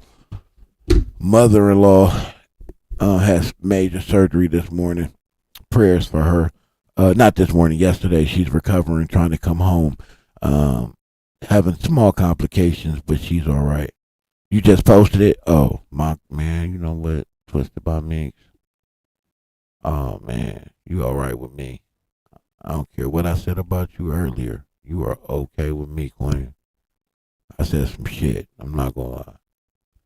I was like, I don't care how fine she is. She got to get her shit together. I don't care how fine she is. She got to get her shit together. Straight up. We not even going to play with it. We going to stay with it. Wack 100 paperwork revealed by Stutter. Box told on OG Dale. What is this? I don't know what this is, but hey, let's rock with it. This wasn't the one I was talking about, though. I was talking about the one where he how old is this video, by the way? Where he was, where he knew Long Tail Dale. I'm gonna subscribe to your. Let me wait. I'm gonna watch your video first, and then I'll subscribe if I rock with it, respectfully. But salute to you, King of New Jersey, BTBTV, Mr. Eastwick is the name of his channel. I will put a link to his channel in the description of the video. This was 2 years ago, okay? But yeah, I'm talking about the one where he let me go back to where my chat is at. Get the UFC back popping. The one where he told on Long Tail Dale. Long Tail Dale was flipped as an informant on the Big U indictment, but CS2BACK knew it the entire time. And he told us when it started to come out. And it's a video out there. I know it's on my guy's channel, but I'm not. He'll flag a nigga if a nigga use it.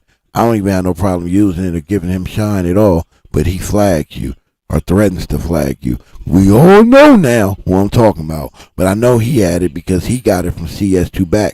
He got the original version from CS2BACK. Loose Cannon has the edited version of when they were all on the phone talking, but SBGBTV got the original uncut clear version of that conversation. But I'm talking about that video where Wack is talking about he told me he was working. I told him fuck that, fuck big. What did he say? Fuck that nigga. Some. But yeah, he said he knew he was working. So you the exposer. Think about that, people. And I'm talking to the people that's listening that's still on the fence or unsure.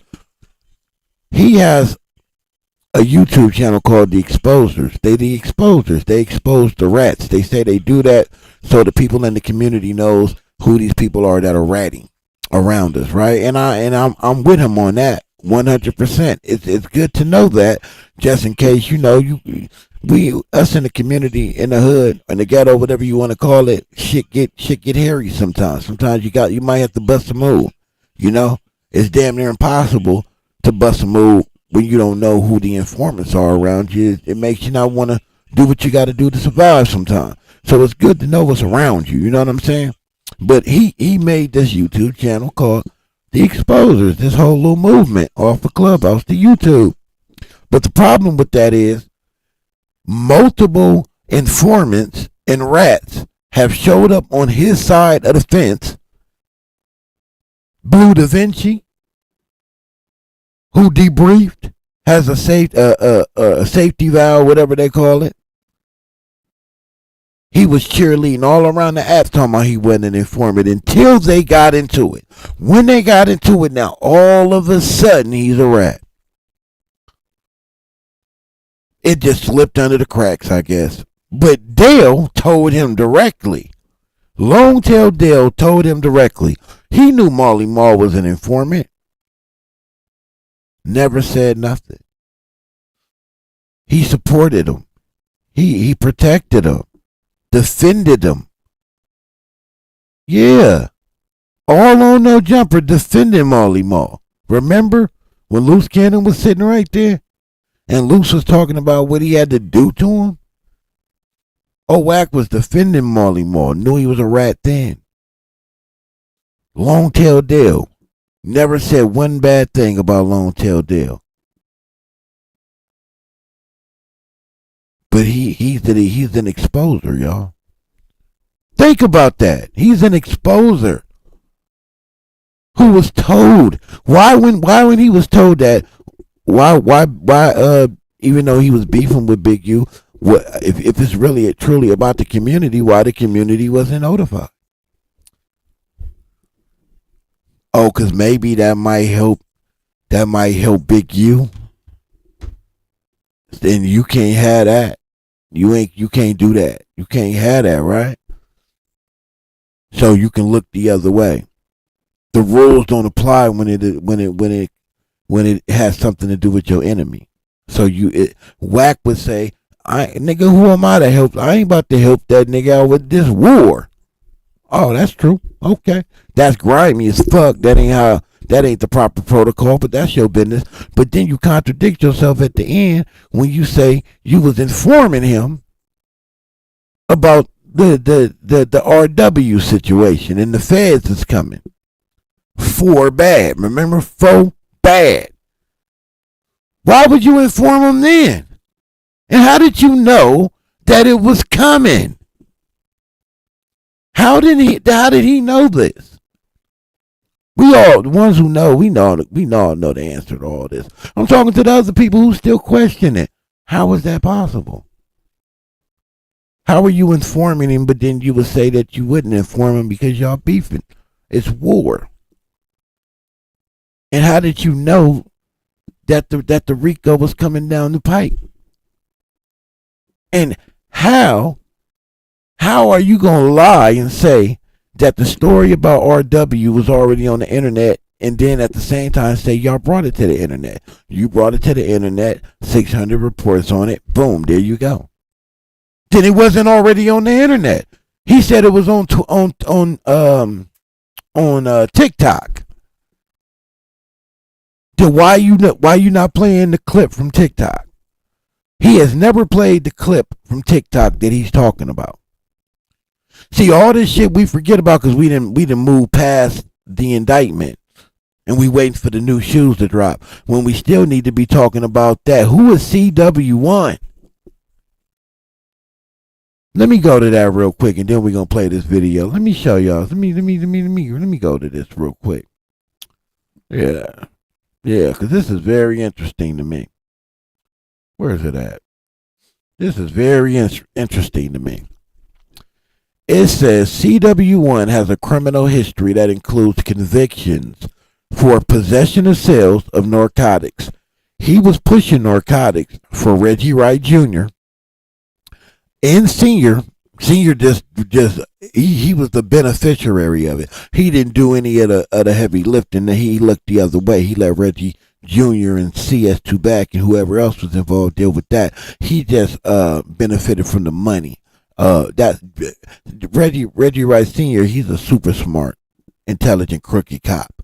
Yeah, he plays the background. He fully knows and fully aware what the fuck is going on, but does not give a fuck as long as he don't get his hands dirty. But Reggie Wright Jr. got cracked and went to jail for that. I wonder who snitched. I wonder, because they had multiple informants on that case. I wonder who they were. Has a criminal history that includes convictions for possession of sales of narcotics in 2003, 2009, in violation of California Health Code and Safety Code Section 11350, and as well as shooting into an inhabited dwelling in 2003. In violation of California Penal Code Section 246, CW1 received cooperation credit from the Central District of California at sentencing in a prior drug conspiracy case alleging a violation of Title 21 United States Code Section blah, blah, blah, blah, blah. That was commuted by Joe Biden. When you go look up for that name, none of those names ring any bell of anybody that you would think was around Big U at that time. Now, I could be 100% wrong on who CW1 is, but Wack 100 was accused for shooting in an inhabited dwelling. I don't know what happened with the possession case as far as what they did with that, but we do know he was helping Reggie push that work. And if him being pardoned, or what is it called, commuted, that will be sealed if you are currently working. They're going to seal that. They're not going to show that, because then you can easily go to that and find out who the hell that person is. especially if they're still cooperating and working. Hence why I think Wack 100 ain't in handcuffs right now. It's because he's still working. But I could be wrong who CW1 is. But let's get back to that.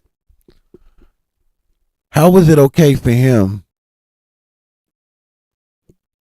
to know that Dale was a rat, to know that Molly Mall was a rat, and not say anything? Not do anything. Not expose him or anything. What he would say, he wouldn't. I would never do that to alert my enemy, who is Big U. So, in that in itself is rat behavior and coward behavior. When has he tell you it in the movies? The gangsters use the police to take down their enemies. Number one, this ain't the movies. It's real life. So why don't you just come on out and say, nigga, I'm an informant? You might as well. I mean, everything points to that, my guy. So you might as well embrace it. Let's get to the content, bro. I don't know what this video. I know what the title is, but I've never seen it before. It is breaking down the Stutterbox situation, but maybe he has some more information. This guy looks like he might have known some people back in the day. Shit. Let's see what it's about. Let's go back in the time. It says Wack 100 paperwork revealed by Stutterbox. Told on OG Dale Dog. Big U speaks on it. Okay, let's go.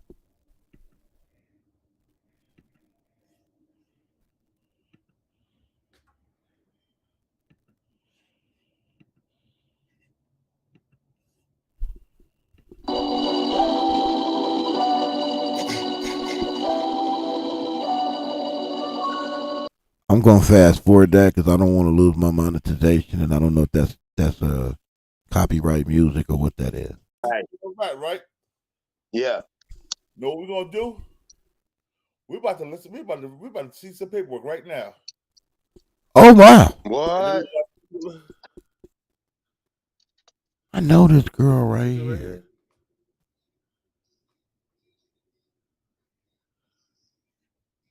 Beats right now. Oh, not this one. Is this one? Oh, the Big U one. Hold up. Yeah. Yeah, we about to get it. We about to get it, bro. We about to get it. Uh-oh, you about to start. You about to put your foot on their neck today, huh? Uh-huh. Uh-huh. There we go. Yeah. Oh, I'm gonna put my TikTok on in the description of my videos moving forward now, man, because my TikTok has been growing organically, of course. Only way I like to do it. But I just been posting like shorts and shit over there, man, just fucking around with it. And yeah, the subscribers is going up. Oh my god, I know her. Where I know her from? Ooh wait, those eyes. Oh my god. Anyway, so I'm gonna start putting that in the description, man. Y'all come rock with me over there on TikTok, man. Don't advertise on Google Ads or Facebook before blocking click fraud with Pixies. Bruh. No snakes slither around on their belly. So that's how it all began. How we got this draws down challenge in Big U. I want to reflect a little bit on how we got to this point, even running draws down challenge. Fair use. It all started. Fair use. Jump up, bro. And I'm gonna put the other one too. Of the fetish film. You've been doing your homework, King. Yeah. I wasn't just resting yesterday, guys. I was resting, bro. I'm a freak. I'll be watching. With his anal area aimed toward the ozone layer.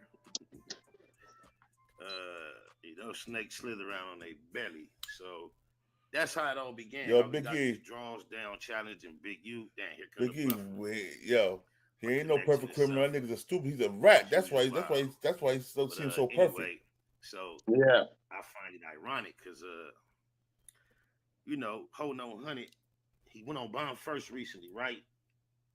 And I ain't listened to the interview. However, I seen the title say, Wack holding on 100 exposes Stutterbox for telling on him and 7 Main Streets, right? Mm-hmm. I just find that hella ironic because we all heard a couple months ago Tiny Draws from 6-0, Neighborhood to the Neighborhood, was on the line on Clubhouse with Ho No Honey, and I hate to just imagine he might have his draws down. Mm-hmm. And he was on there with Tiny Draws, and Tiny Draws was calling him back, and he was swearing up and down he didn't know who Back was. He was caught all discombobulated. He like, who that nigga, right? Because he know Back was a confidential source, right? So he played off like he don't know who Back is. However, what he did was that nigga TD mentioned Stutterbox, and the first thing out of Ho No Honey mouth was, what Stutterbox got to do with it? What Stutterbox could do with it? Stutterbox called my phone this morning, right? Now, he on the internet just yesterday. Brand new interview release. He talking about Stutterbox told on him way back almost 20 years ago. But just a couple months ago, he talking about Stutterbox called his phone. I find that highly ironic. What type of dude is in touch with a cat that told on him almost 20 years ago? What business do he got calling his phone? It kind of like explains the irony of his comfort dealing with the coochie. If according to him, Box told on him almost 20 years ago, and he comfortable not only accepting phone calls with him being cordial. Are you a low-income American on insurance or Medicaid? If so, you are now eligible to receive a free brand new smartphone with. Stop doing that. No, you could stop doing that. Illness. And Ho No Honey offered $100K to assist in getting his wife healthy. A nigga that apparently told on him, right? So then he want to say that Box also called him and tried to line me up. So he on the phone taking information, trying to line me up with a nigga that he know, according to him, told on not only him, but 7 of his homies. This what he did. And he found himself on Clubhouse. Just think about it. Most likely he had his drawers down. And he was on there with 21 Savage, right? We go listen to the audio, but just put this in perspective in the context. This nigga pressing 21 Savage apparently about a gun case or some type of case that disappeared according to Ho No Honey. Peace to the God. Then we gonna go Peace to the God and analyze a case that disappeared for Ho No Honey as well, a gun case. But check him out. We got a cool little visual to look at. Shout out to my boy 2 Dicks that provided us while we listen to this queer though. Oh, Baba don't like. We trying to figure it out. The bitch trying to say I'm gay, so we got to figure out your shit. Maybe the bitch right, maybe she wrong. Maybe I'm right, maybe I'm wrong. So we can take a week. Whoa, off top. Did he just say, maybe I'm right, maybe she right? He say she trying to say maybe she right, maybe she wrong. Now he say 21 Savage is some female is throwing suspicions on his sexuality. He start off by saying maybe it's right, maybe it's wrong. Y'all heard him. It's your boy Ho No Honey. Listen close. Oh, Baba. Oh, Baba. Let's change the title, y'all. Let's change this title. Man, look, yeah, what the fuck did I just do? How long it been? 18 months? How long it been? Man, come on, bro. Hey, bro. What the fuck, bro? Hey, bro. That nigga knows Pinocchio over there live. Every time you go to court, they gonna let us know you going to court. So I can't go to court for immigration if I got an open gun case. I can't go to court for immigration. Is that his ship? Is that him doing that? Oh no, bro. I beat then we pull the case.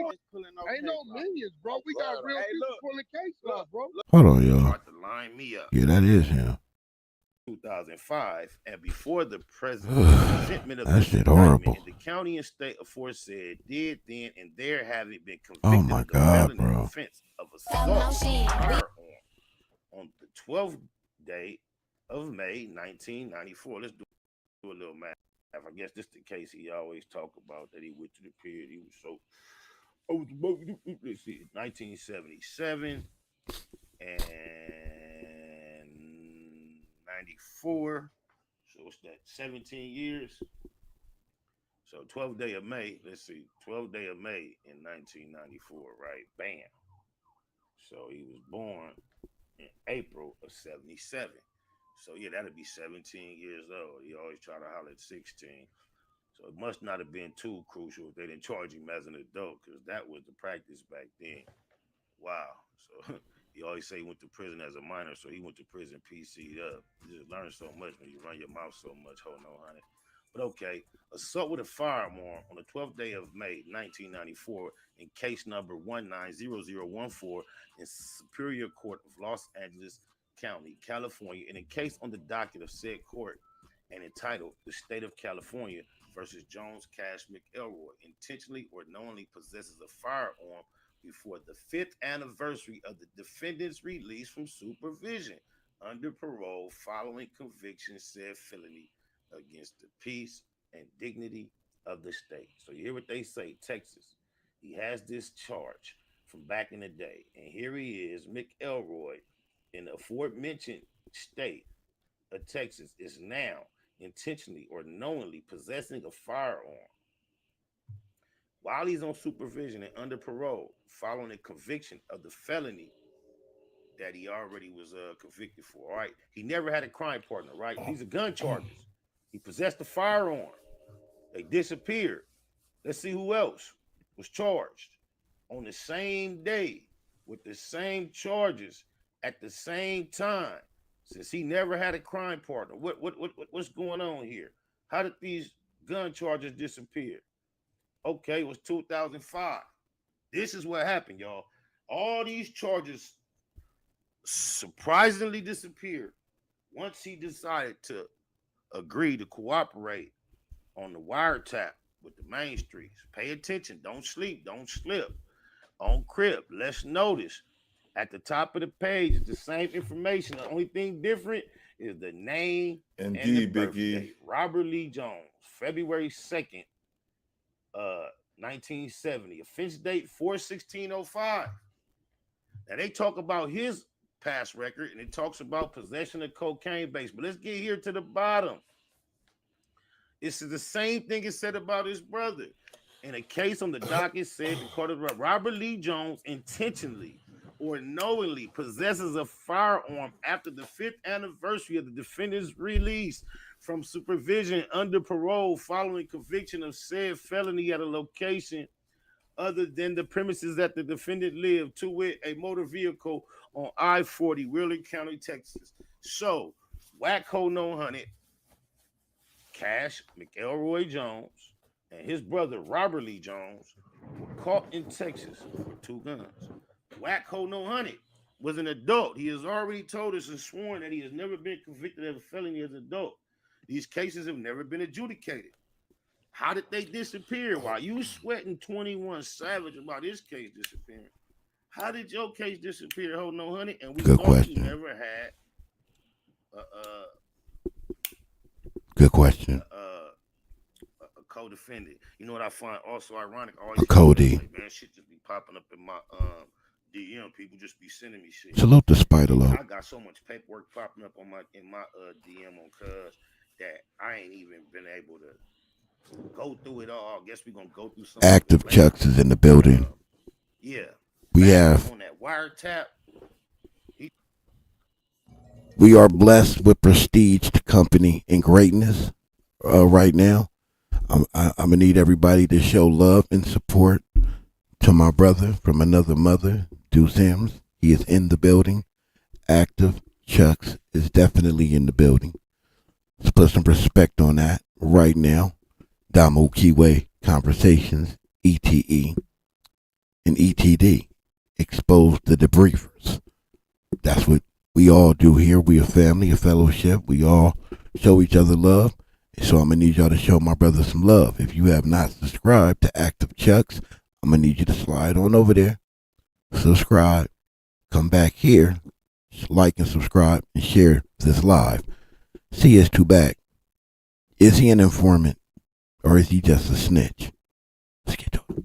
Hi guys, today I'm sharing True Connect, a cellular service. They are on a mission to Bruh. the under. Girl, we don't give a damn about that phone service. That was 3 years ago. Oh, Baba. And for the record, salute to Spider-Lo. However, Spider-Lo had been recently exposed for giving, I don't even know what to call it, because the accusations I think were false accusations on he gave that type of information to the police.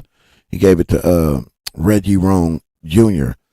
on his fellow podcaster buddy guy.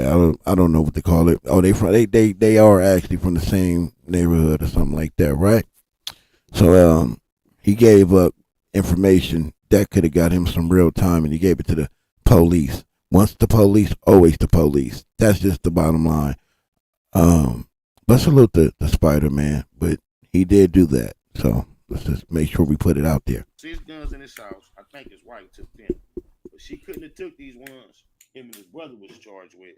But he ain't never had a crime defender. But this is how we get to the draws down challenge. Because Cuz not only was on Clubhouse when all this started, he also was on Clubhouse. Nigga, house about to burn down. All that smoke. I heard that one, right? True. The nigga say he never had an adult felony, right?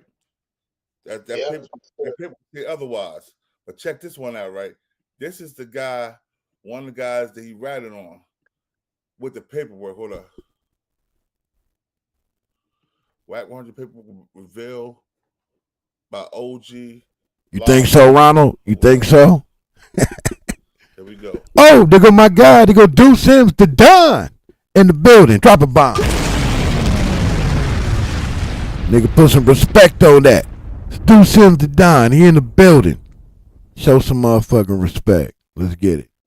A couple weeks ago, Wack 100 is confronted by a video that his social media from Stutterbox, and because Wack had been claiming, the police said Stutterbox told him to get on me, he snitched on me, but they didn't find nothing. First of all, the feds don't come unless they already got they snitch. And if they got they snitch, nigga, they come because they got you. You understand what I'm saying? So then Wack admits that he had a conversation with the feds on the 64th floor. What he did. So what did you say? Where is that statement? That's how this procedure goes. Unless you're talking off the book, which would mean that you signed a proper agreement, which is also called a queen for a day. So anyway, Del Dog gets a call on the wiretap. Let me go to it so that I can go ahead and break it down for y'all, man. Wack 100, aka Back, aka confidential source number 2. Now I want y'all to remember, hey, shout out Tiny Draws, man. Tiny Draws told that nigga, you on paperwork, nigga. Yo, what's up, Back? What's up, Back? And didn't nobody understand why he was calling him Back. You lying. Are you dumb or something? How young Back? Go ask your uncle if he didn't see my daughter. How young Back? Let's talk about a little Back. Who's Back? I don't know. You know who Back is. I don't know. You know exactly who That Back nigga is. said, I don't know who that is. You know about Mark Del Dog Back. Stop playing these games, nigga. Stop playing these weird ass games, nigga. Yeah, stop. That's gonna be another story we gonna talk about later. What's Stutterbox got to do with something? I'm talking about that paperwork, nigga. You know exactly. Look how worried he was. What Stutterbox got to do with something? What Stutterbox got to do with something? Why you so worried about what Stutterbox had to do with something? Why you so worried about that? If it's a lie, if it don't exist, if it's just made up, why are you so worried about what StuttreBACK had to say, what he was talking about? See, man, you just got to pay attention, man. You just got to pay attention to the little things, right? Just pay attention. That's what I'm talking about. You saying I'm on paperwork? Bro, am I lying? Put that on Pyro, you not. Wax on paperwork? Put that on Pyro, you not. Put that on 6-0 Wack on paperwork. Nigga, you understand that BACK was one of the names that the feds used for confidential source number 2. We cooking. We cooking. So the nigga, let me go back to the thing. So we finna get into the paperwork. So Tiny Draw said that the nigga name was BACK and that he was on paperwork. Well, the paperwork is a transcript of a wiretap, and it's from Dildal from Mainstream Mafia case, rest in peace.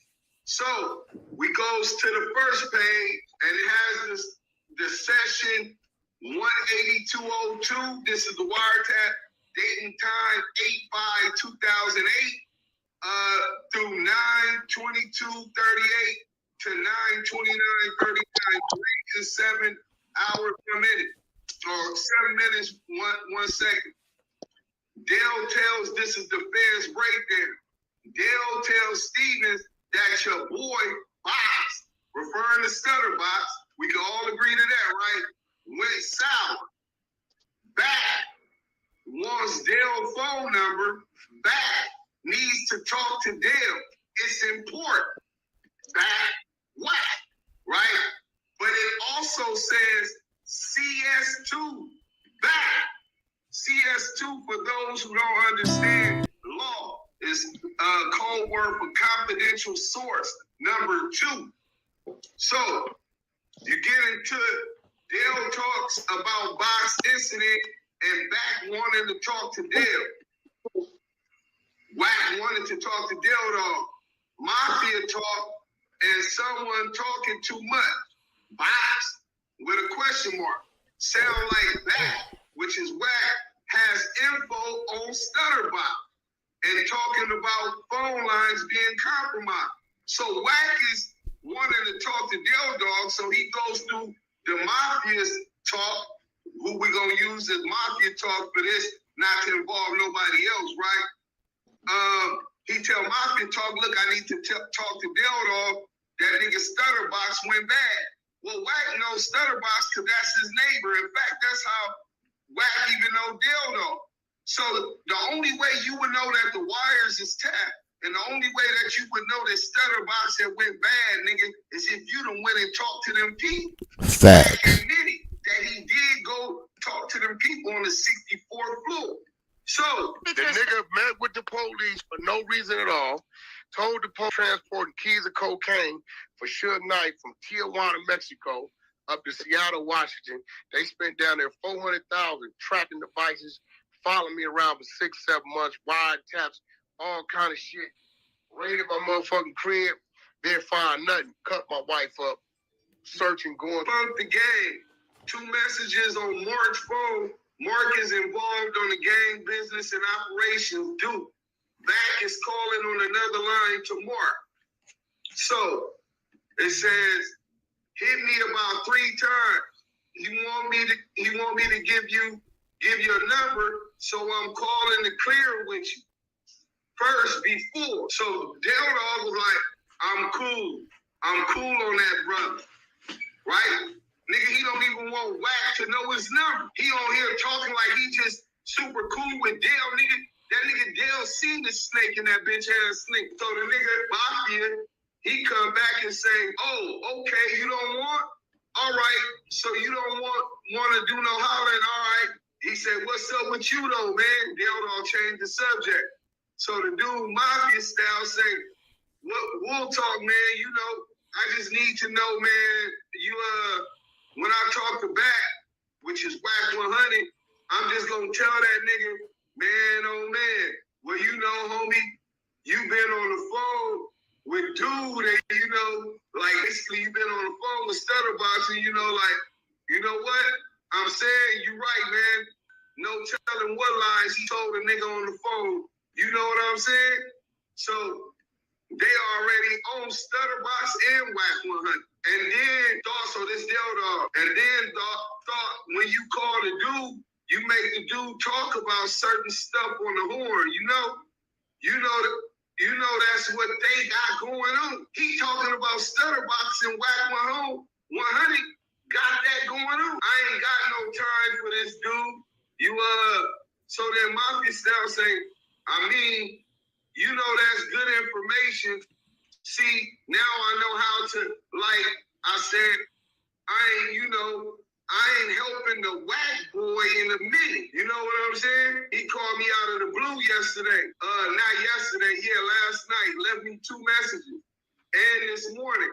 And I just need to know how to play it cool. You know what I'm saying? Nigga probably said, man, nigga going to jail, Laugh. The nigga got to laugh. So that's the first thing Stutterbox said in his video. Wack 100, I'm not the one that put the police on you. Nigga, they had you on wiretap talking about conspiracy to murder. So if Stutterbox, and he could be a rat and all that don't mean he lying about Wack 100 being on a wiretap talking about conspiracy to murder. That holds the same exact time as murder, a life sentence. Fact. And if that's what you on wiretap for, and if that's what they came for you for, then how you out of jail? Commercials are meant to be 30 seconds. But this one is only 15. Because these fries cook in half the time. McCain Quick Cook fries, they cook in half the time. Oh, that's me, No, that's him, man. A dirty washcloth? Or you're that guy that just uses the hands while only scrubbing your pits. On top of that, it's obvious that they talking about they didn't trust you. That because you were neighbors with Stutterbox, so you were closer to him, and that's how you met Dog. He knew that you would, if Stutterbox got down on you and took you down, now you dying to get in contact with him, you probably working trying to set him up. So he didn't even want you to have his fucking number, nigga. That part. Piece of shit. That part.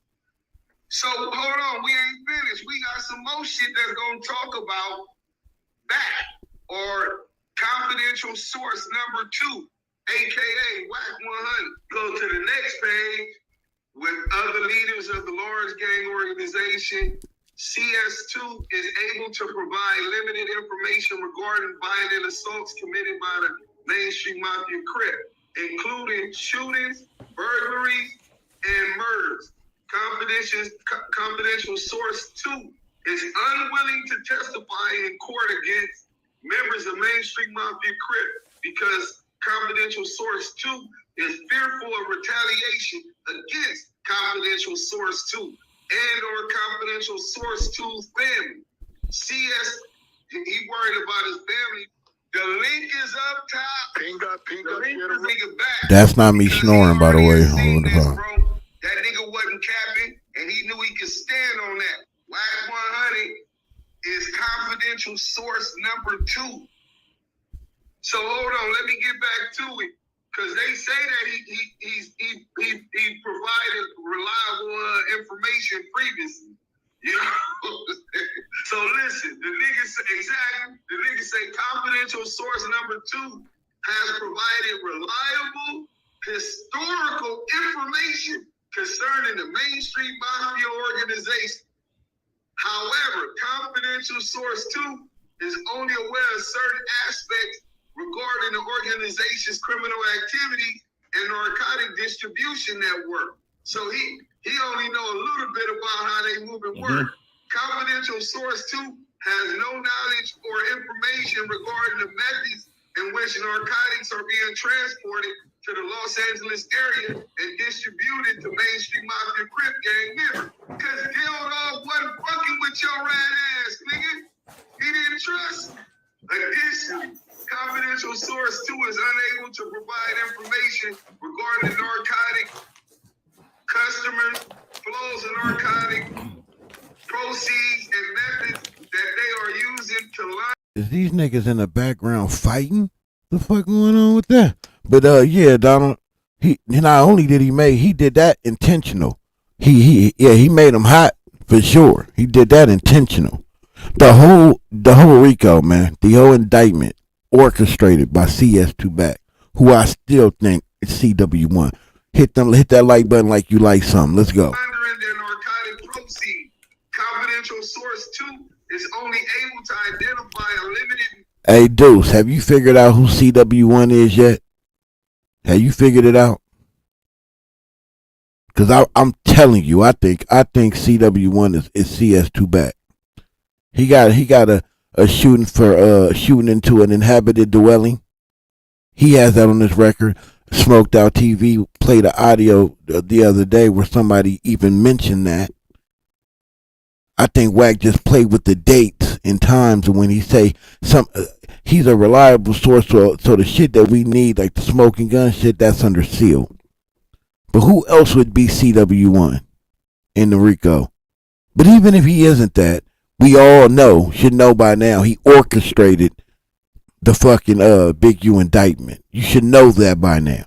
Remember, a limited number of mainstream mafia crip gang and confidential source 2 is unable to. Yeah, man, Ronald, he's a bitch. He's a real bitch. He's a coward. Yeah, he's a real coward for that. And you know what's crazy, man? I really believe, I don't know Big U personally, but from what I know, from hearing about him or seeing what he does in the community and stuff, Big U was just living his motherfucking life. I think it was deeper than just, he hated Big U and was scared. He wanted what Big U had. And you got to remember that there's a lot of COINTELPRO shit going on. See, anybody that's in them positions within that program, the GRED program, who, even though one of the requirements were for them to cooperate and give up information, the things or crimes or anything that's going on in the community, Big U would not do that because he handled it his way. Anybody that's like that, that's really for the community and trying to protect the community from the police, it's not like niggas are saying that because, some people hate the police, but it ain't always about we just hate the police. It's that the police hates us, it seems. Not every officer, but the structure, the way it's designed, the way they're supposed to perform. It just reeks hate for minorities. It just does, because it is. So when you have someone in position that's supposed to be like I hate to call Big U a middleman, but in a sense, the middleman between law enforcement and the people, and you have that person who leans more towards the people than law enforcement for obvious reasons. You know what I'm saying? They don't like that.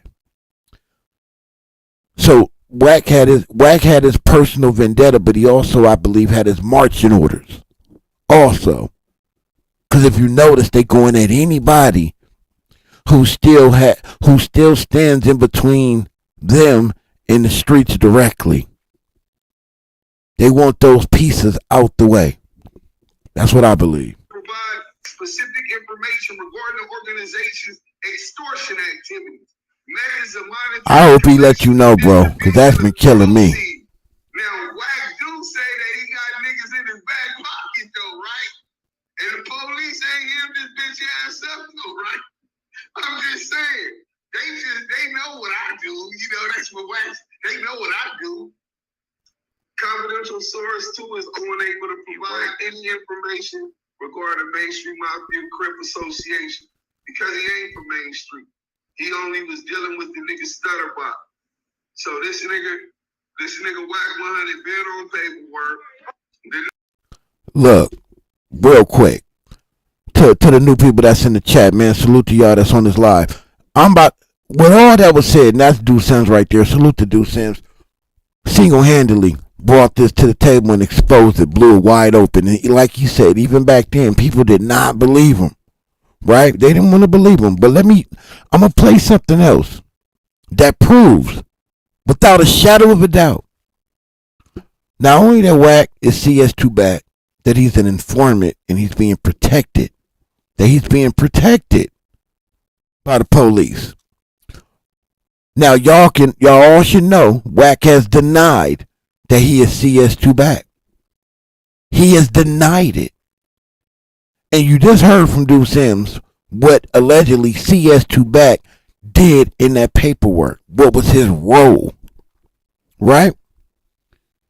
Wack brought Greg Kadings to Clubhouse to clear his name.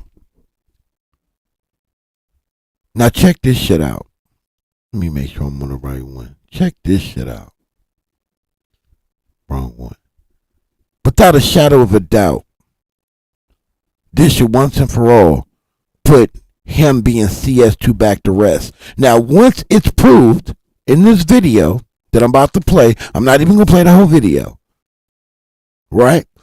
Once it's proven that he is definitely CS2BACK, I want you to go back to the paperwork and hear what is being alleged about CS2BACK and what his role as CS2BACK was in the Main Street case. It's not complicated, people. Now pay attention. Listen to this. This is Scandalous Los Angeles TV interviewing Greg Kading because Greg Kading went to Clubhouse and defended CS2BACK. Scandalous told him, I felt like I should be able to ask you a few questions also because you had CS2BACK brought you to the app. You know what I'm saying? And this is not about you. This is not personal. This is about the things that CS2BACK is lying about. Now listen. So no offense to Mark, he doesn't know any better. Let me go back a little bit so you can hear that. I said, oh, okay. I'm gonna go back just a little bit more so y'all can hear that. In the paperwork they put him as back, BACK, and I kept asking the lawyer, like, who the fuck is? I ain't talked to no back, and they said, nah, that's Wack, but they put him as back because he a blood, so it's back. And I said, oh, okay. And was this back also referred as confidential source number 2? Yes, sir. Okay, so no offense to Mark, he doesn't know any better. But when we're writing official police reports, we don't play the game. We don't change language or change spelling because we are, part of the gang culture. We're not going to put Wack. We're going to put back because he's a blood, not a crip, and we don't. That's not how we operate. We don't. That's gang shit. We don't write as gangsters. We write as police officers and try to be as specific as possible. Greg is saying they try to be as specific as possible, and that they don't do things like that. But we're all looking at a wiretap transcript where they did exactly that. They put a person named Back in the paperwork, and no one knows who Back is.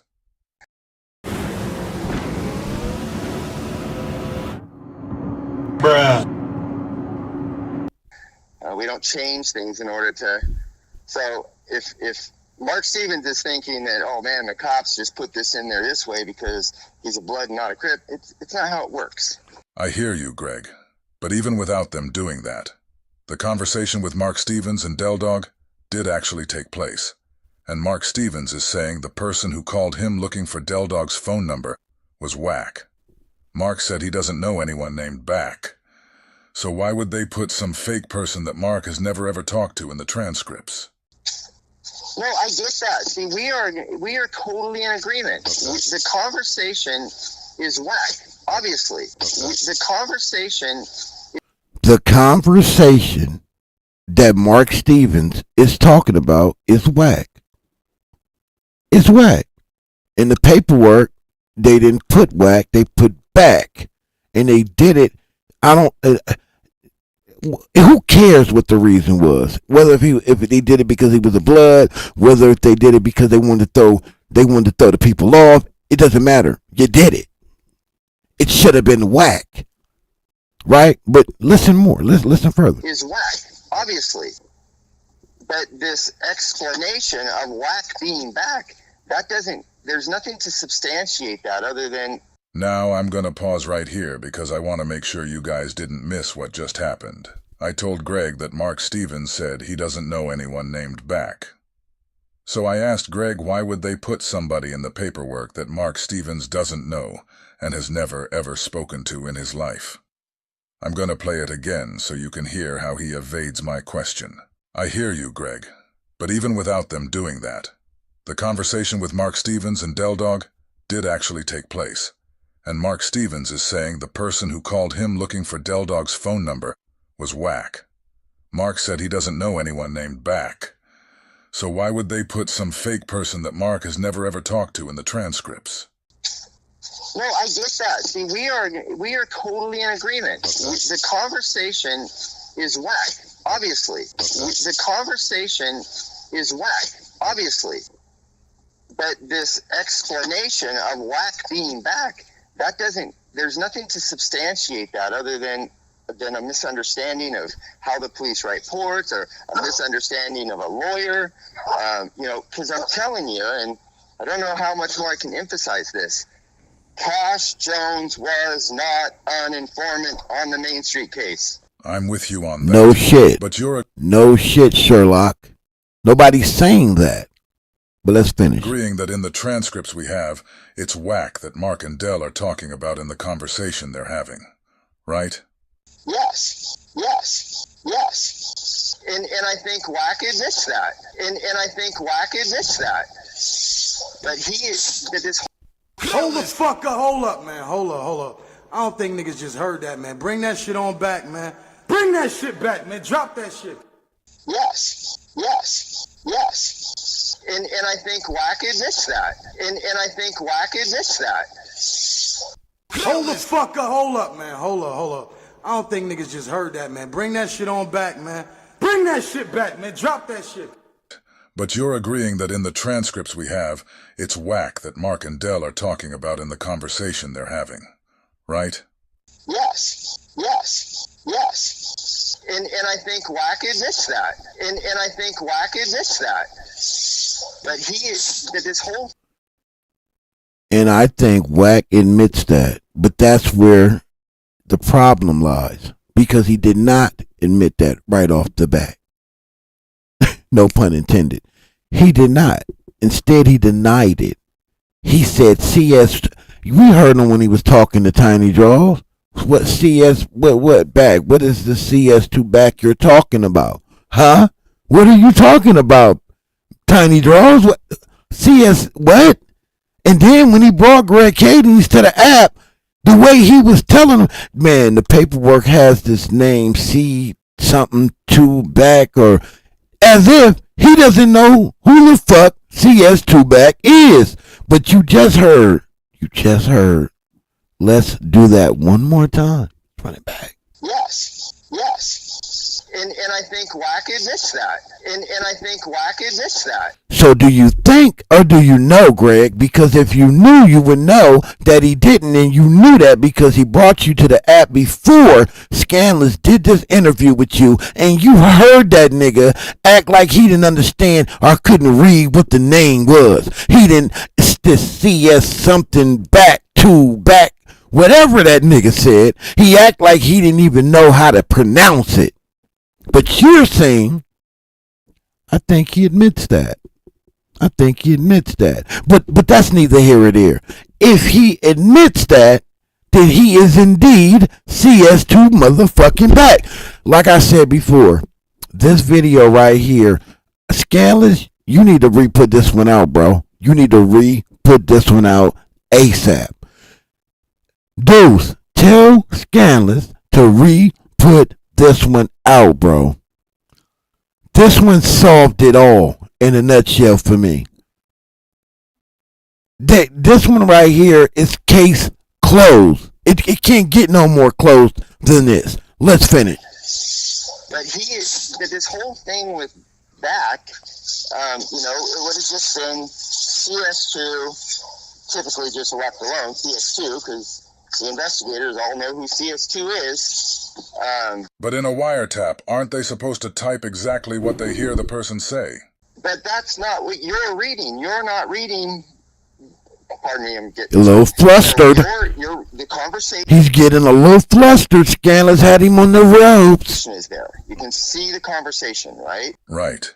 And they're using his name as they're talking. The boy back wants your phone number. The person who transcribed the wiretap is typing that Mark is saying back, but Mark is saying that he was not saying back. He was saying whack. And you already agreed that these guys are talking about whack right here, but it's just using the name back until the last paragraph. In the last paragraph, Mark Stevens actually says the whack boy. Okay, so he's talking about whack. Hold the fuck up, hold up, man. Hold up. I don't think niggas just heard that, man. Bring that shit on back, man. Bring that shit back, man. Drop that shit. Already agreed that these guys are talking about whack right here, but it's just using the name back until the last paragraph. In the last paragraph, Mark Stevens actually says the whack boy. Okay, so he's talking about whack. There is no back. There is no back. That's all I can say. There's no back. That's all I can tell you. There's no back. It went from there's no CS2BACK to there's no back. And then he just admitted, oh, well, Mark Stevens said the whack. Well, he's talking about whack. He was defeated at this part, people. Greg Kadings was submitted. I have never seen anybody submitted. He went up against Phil Carson's. He went up against all them people in the Tupac, the feds in the Tupac and Biggie investigation, and he was able to submit them and dance around their questions and make jokes and mock them and make a mockery out of them. But against Scandalous, man, that nigga sounded defeated and depleted. He sounded like, you know what, I am sick and tired of carrying this informant's secret. If he would have shut his fucking mouth and stopped telling people he in a movie, and if he would have never called Deuce Sims a rat and lie on him, we wouldn't be here today. Probably not. I still think he would have been exposed eventually, but that sped up the process. This video tells it all. It tells it all. Like, we got to make it simple. We don't have to talk about the whole entire case. We don't have to talk about any of that. We can just talk about what the facts are. The facts are, when Wack first was introduced to the CS2BACK name on Clubhouse, he denied it. He denied it. He said it wasn't him. He had nothing to do with the case. Period. He brings Greg Kadings to the app to help clarify the misunderstanding. And we got no clarification whatsoever. Wack even acted and pretended he didn't know what the CS2BACK. He couldn't even say it. Right? He couldn't even say it. And then we got Greg Kadings sitting down with Scandalous Los Angeles TV, and in the end just says, fuck it. Fuck it. All I can say is it's no back. That was a typo. Whatever happened there, that wasn't supposed to be back. It was supposed to be whack. And if you just got here, you don't believe me, I'm going to rewind it one more time so you can hear it. Paragraph. In the last paragraph, Mark Stevens actually says the whack boy. Okay, so he's talking about whack. There is no back. There is no back. That's all I can say. So there you have it. Greg Kading says Del Dog and Mark Stevens are talking about whack in the wiretap transcripts, and at the same time he is saying whack isn't back. He said there is no back.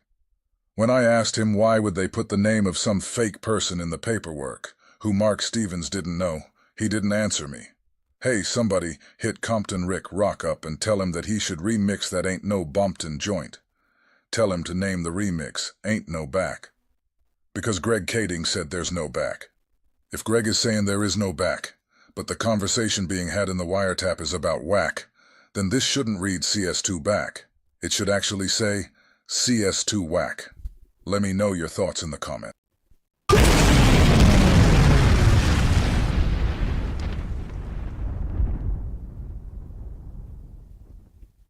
Salute to the GOAT. Salute to the GOAT. Scandalous Los Angeles TV is the GOAT. Damo Keyway Conversations is the GOAT in this space. Hands down. It's not even a question no more. It's not even close. They single-handedly dismantled that man and exposed him. A while ago, like just a while ago, 2 years ago. Nobody wanted to believe it. Nobody was believing him. And we get it. We all should get that, right? Because a lot of people didn't want to believe it. Still don't want to believe it. But the facts are the facts. He is CS2BACK on that in that Main Street paperwork. I'm not too sure what all he informed on or what all he did. Deuce and him know better than I do. I'm just like y'all, paying attention to what's going on, trying to put the pieces together. But what we do know is he was caught on wiretap for conspiracy to commit kidnapping murder. We know he was raided by the police. His house was raided, and they found some weaponry in there. We also know that too. We also know he went up there to the federal building and talked to them people. And most importantly, right, what we all know, John Island had a boyfriend named Said. Allegedly. Let's get back to the content. Oh, what up, beautiful black lady? What's up, queen? All right, my brothers. Yeah, Greg Kading been dirty since the Tupac and the Biggie shit, man. Dirtiest cop you'll ever see, man. Outside of Reggie Rome Jr., a.k.a. Pork Butt. And did I tell y'all that Greg Highland had a boyfriend named Said? Allegedly. Yeah. What did that sound like to y'all? Well, we already knew, man. The nigga's he's a CI. You know what I'm saying? And I mean, we all know that from the information a motherfucker can get when nobody else can get to. I mean, he might as well come out and say that's what he is, because I mean, that part, this shit out. That part. It's crazy because on both questions, the initial question that he was first asked when I first came on about his sexual behavior, history, and activity, he hesitated, and no man hesitates when it comes to that activity of question. Matter of fact, on both questions, his fighting words to me, nigga, when you ask me first about paperwork and you talk with me in aggressive tone, I already know if I'm innocent, nigga, we got a problem in our conversation.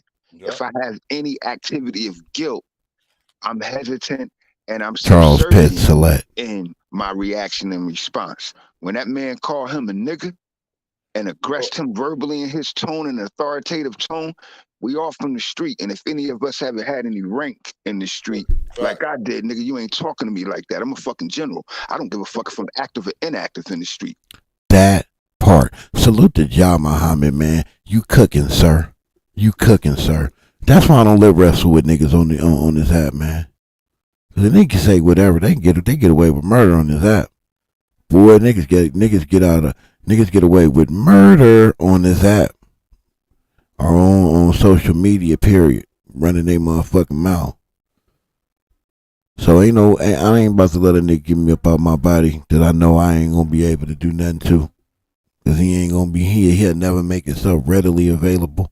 Man, fuck out of here. So when you talk to me like that, you already know what it is. Now, if I'm innocent, nigga, we got a problem. If I'm guilty, I'm gonna stand down. Or if I'm have any association, because sometimes you just guilty by association based upon what you've been doing with other niggas. So just by And real quick, I ain't gonna stop it no more, I promise. John allegedly had a boyfriend named Said. I don't know if I said that already. Let's get back to the content. His reactionary behavior, bro. It's, all that's, showing them culpable. And in the court of popular opinion of people that know you culpable, bro. You've been doing something, nigga. Yeah, because I mean, think about it. He even said it the other day with 21. He said, nigga, if you know that you got some shit going on, you should be in the corner quiet in the motherfucking mouse. So he contradicts himself because he's always in the middle of shit and he got shit going on. But for some reason, that people don't put the spotlight on that. they listen to what he say, because again, when you got, you know, I call them minions of trolls, man. When he got the minions, man, them motherfuckers don't play. They'll believe anything he say. If he says the goddamn sun is out and it's raining, they'll say, nah, Wack right. It's gonna be rain. It's gonna be sun's gonna be out later. But you know what? That's that culture that's been created. True indeed. Peace to Hennessy as well. Peace to the God, Big E. Peace.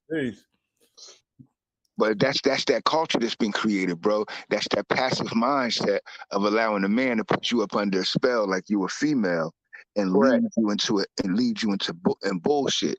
And that's what these young boys it's happening right now. The culture that they have is an unseen, unwritten code of submission to an order that's uncivilized. Word up. And we ain't got no standards in that shit. That's why women and babies getting killed out here, because niggas ain't got no standards. They ain't got no code. They ain't got no order. And niggas ain't paying. They're not paying like I told the brothers last night on the podcast with the brothers in Chicago. Bro, y'all giving consequences to each other for the wrong shit. Right. And when you start giving consequences to each other for the right shit, the people that's abusing the hidden hand that's abusing our community, they're going to find themselves on the other end of the barrel.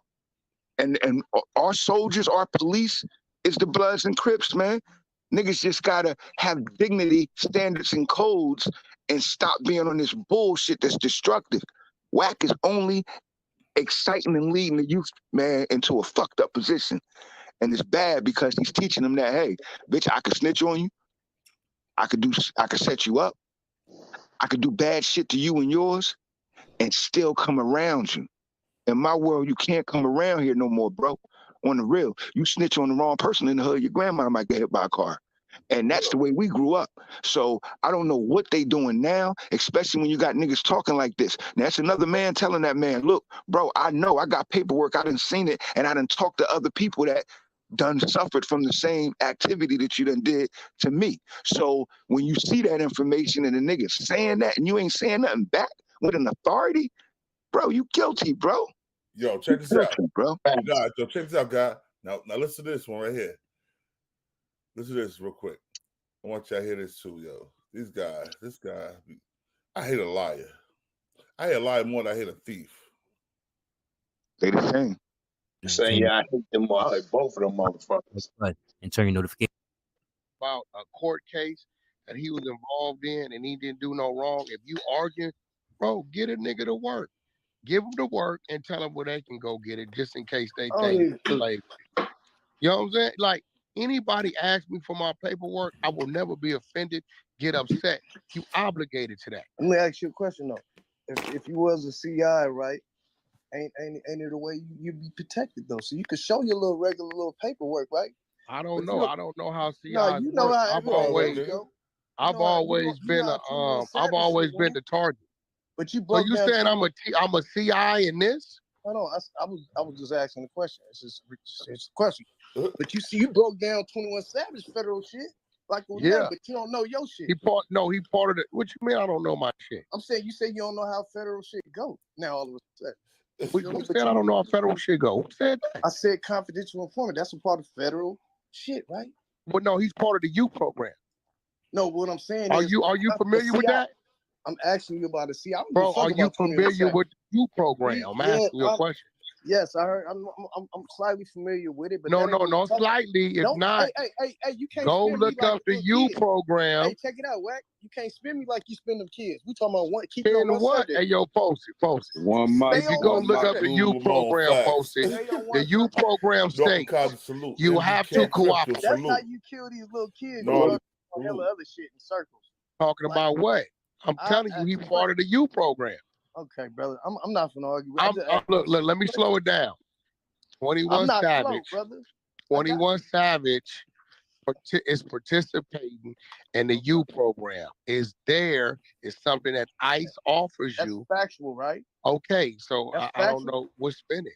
That's factual, right? That's facts. So and he ain't been to court in 3 years, bro. Get that out, because see, you say shit so it can lead to other shit to get away from you. We trying to stay on you. Like, bro, wait. Post this nigga slow. Who brought up 21? Me or him? I'm slow now. I'm slow. Posted. Who brought up 21? Me and him. Now you see how you want to play with Slow? You just brought it. You brought up 21. You want people to validate your spinning. Like hey, bro, I don't gotta argue with Posted. Got my work, my shit up on the internet. That's what you do all day is argue. What you mean? That's your job. Hey, bro. So listen. So we talking about me and 21. I ain't gonna over talk you. Go ahead, brother. Who we talking about? Me and 21. No, I'm saying I ain't gonna over talk you. Oh, who are we talking about? Because now you saying I'm a CI on myself. I believe that you're a confidential informant. I believe that. Oh, yeah, salute, bro. All right, well, that's what you believe. Some people believe in God, some people don't. Motherfuckers always point out calling everybody else snitches. And okay, well, if that's what you believe, based upon what? Hey, boy, stop that right there, boy. All right, I got you. Hold on one second. I'm stopping right now. Hold on. Well, Posted just pulled my paperwork, so you saying? Yeah, that's crazy. You hear what he just said, God? Yep. Like God, like you know where we all come from, and we know code. And you ain't got to be in crime or in the street to have the standard of code of confidentiality and loyalty.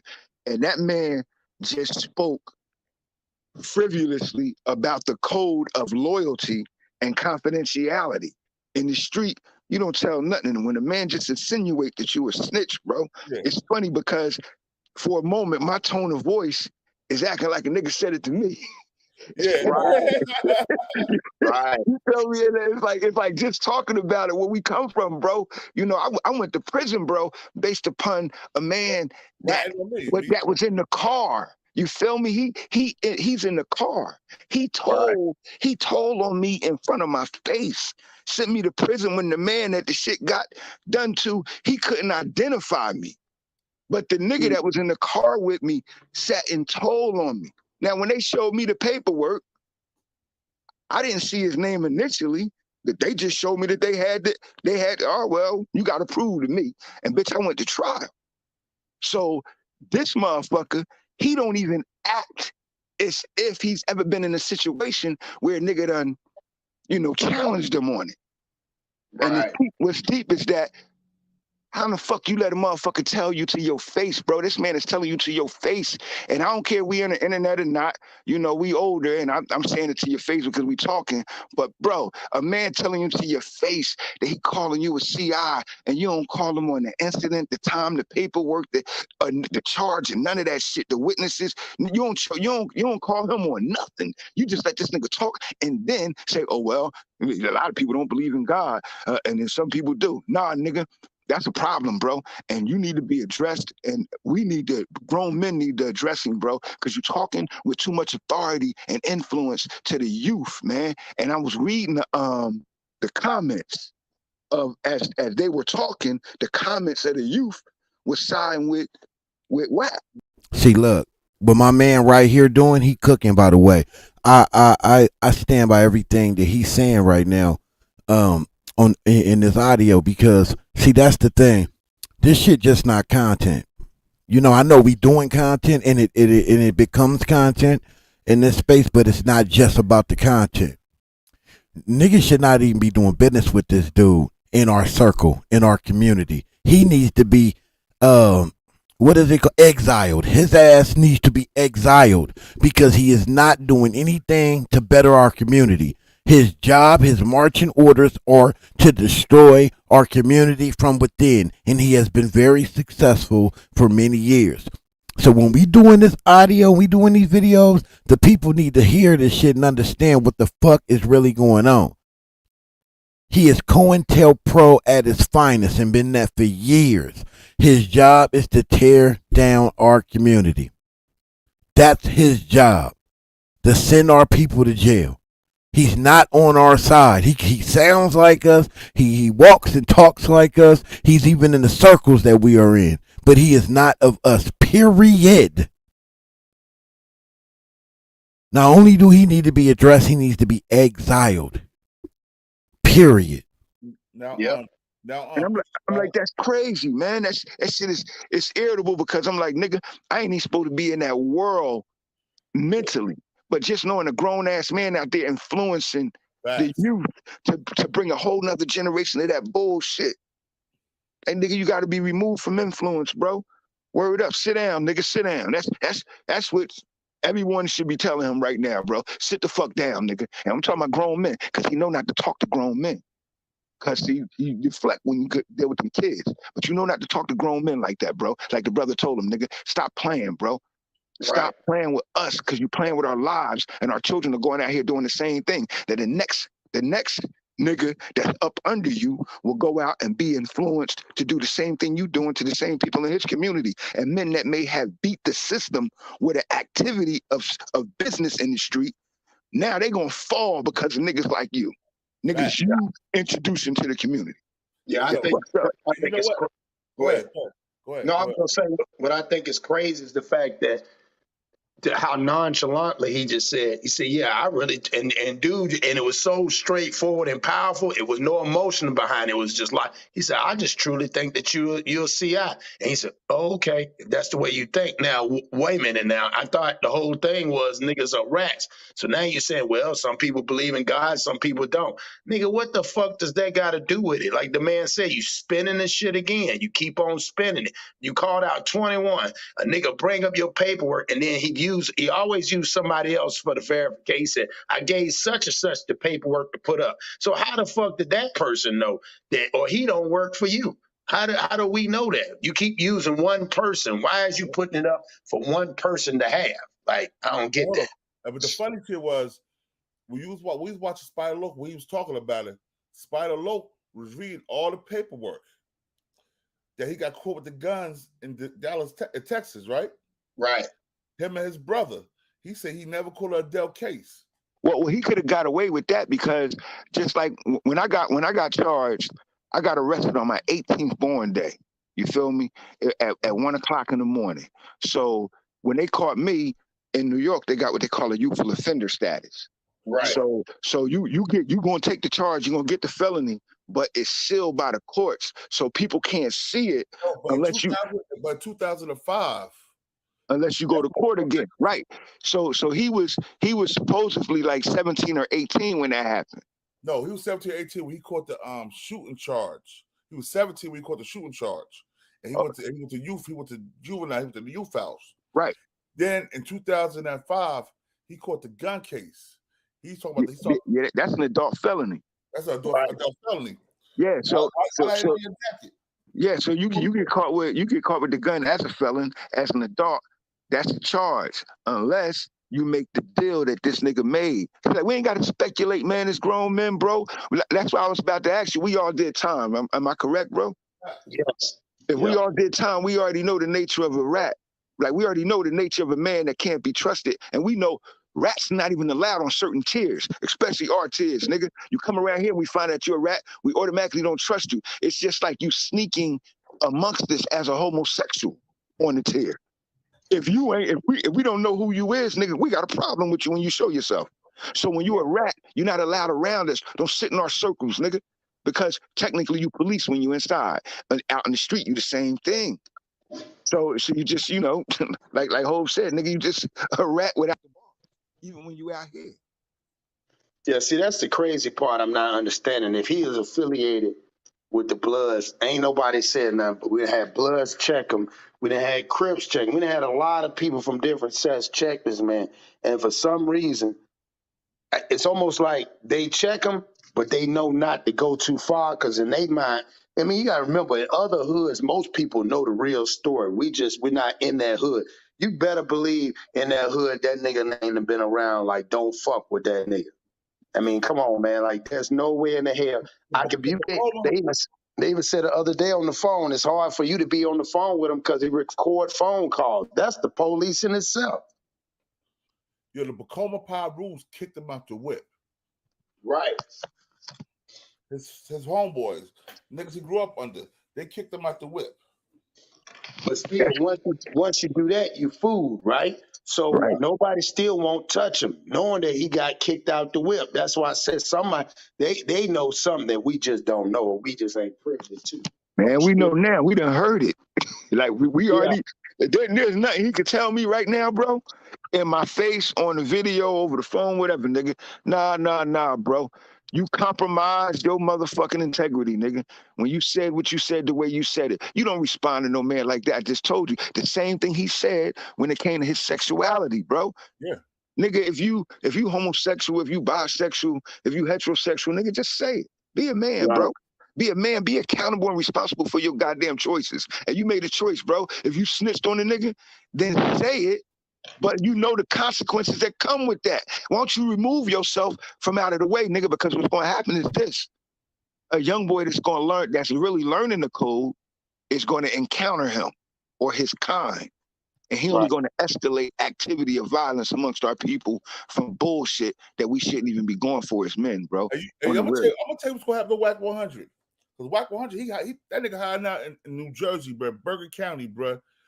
What's the name of that town in Bergen County, bro? Edgewater. He live in Edgewater. Edgewater? Yeah, he live in Edgewater.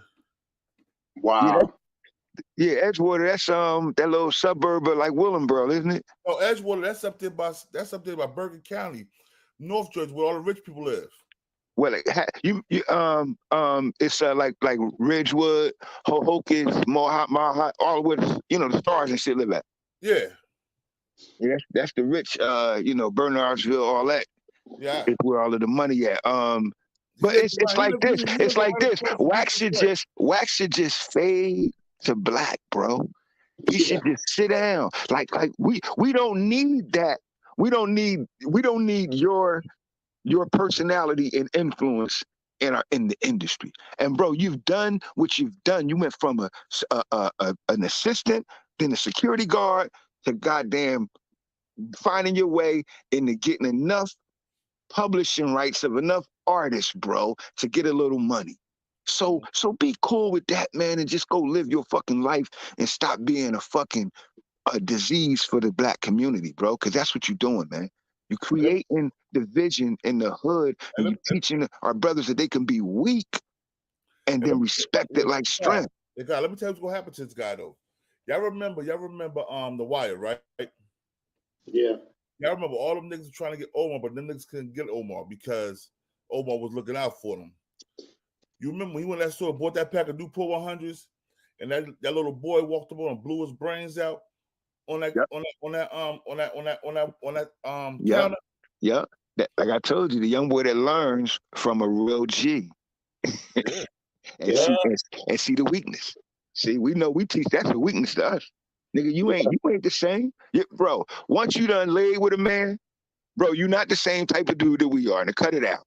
See, let's not even play games. And look, it's okay for you. Just like it's okay for me to stay with the way I am, it's okay for you to make your decision for your life in the way that you did, bro. But do not put that shit on me, nigga. In no way, because you ain't me. Just like you told on that man, you ain't me. I went to prison, nigga, and I kept my mouth shut the whole time, even when the nigga sat on the stand and told on me. So you damn sure ain't me, bro. You half of a man, so you just a male to me. And it's okay for you to be that. Just be that over there. Right. Because at the end of the day, let's look at it like this, like you said. Man, and then from the Bullets, Gotti, to all the motherfuckers connected, here's the fucked up part. And I watched it the other day just to see, man, this nigga not only exposes people outside his little clique, he tell on his clique. He didn't expose every female, every nigga there, the niggas that was helping him host, and the nigga C or whatever that little nigga, that one nigga that was on there with him, the light skinned nigga. He done exposed him. He exposed everybody. CEO Reek, yeah. Yeah, man, he exposed. I mean, he completely just talk bad about the nigga manhood, and the nigga still want to be his friend. That shit is weird, man. I ain't never known no niggas like that. Know why the niggas still want to be his friend?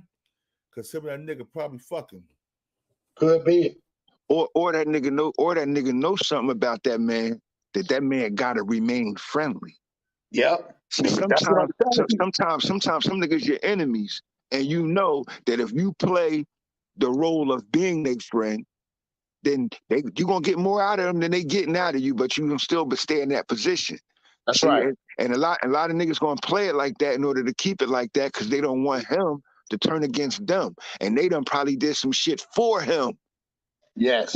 That's a violation of every code that we stand up under, like killing a nigga that wasn't supposed to be killed. Or being initiated with a training. Facts, because that he burnt out, bro. Like I heard, that's his voice, nigga. That nigga said that shit. Now, man, he burnt out, bro. Like what the fuck?